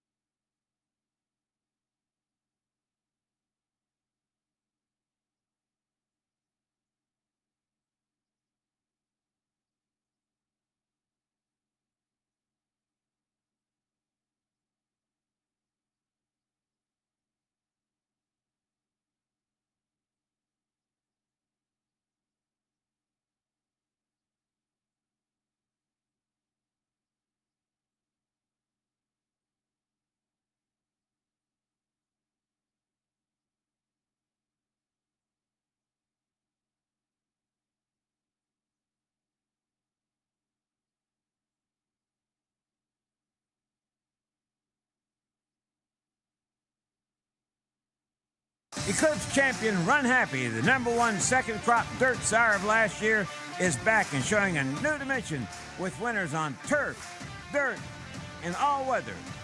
A record-breaking sprint champion, Run Happy is also siring winners at all distances, from 7 furlongs to 1.25 miles. A sire whose runners can carry his speed over all distances and all surfaces. Run Happy, price for value, and standing strong at Claiborne Farm. Henderson captures what's inside you. Nature and history are its backdrop. Always familiar, but never the same. So, what's your nature?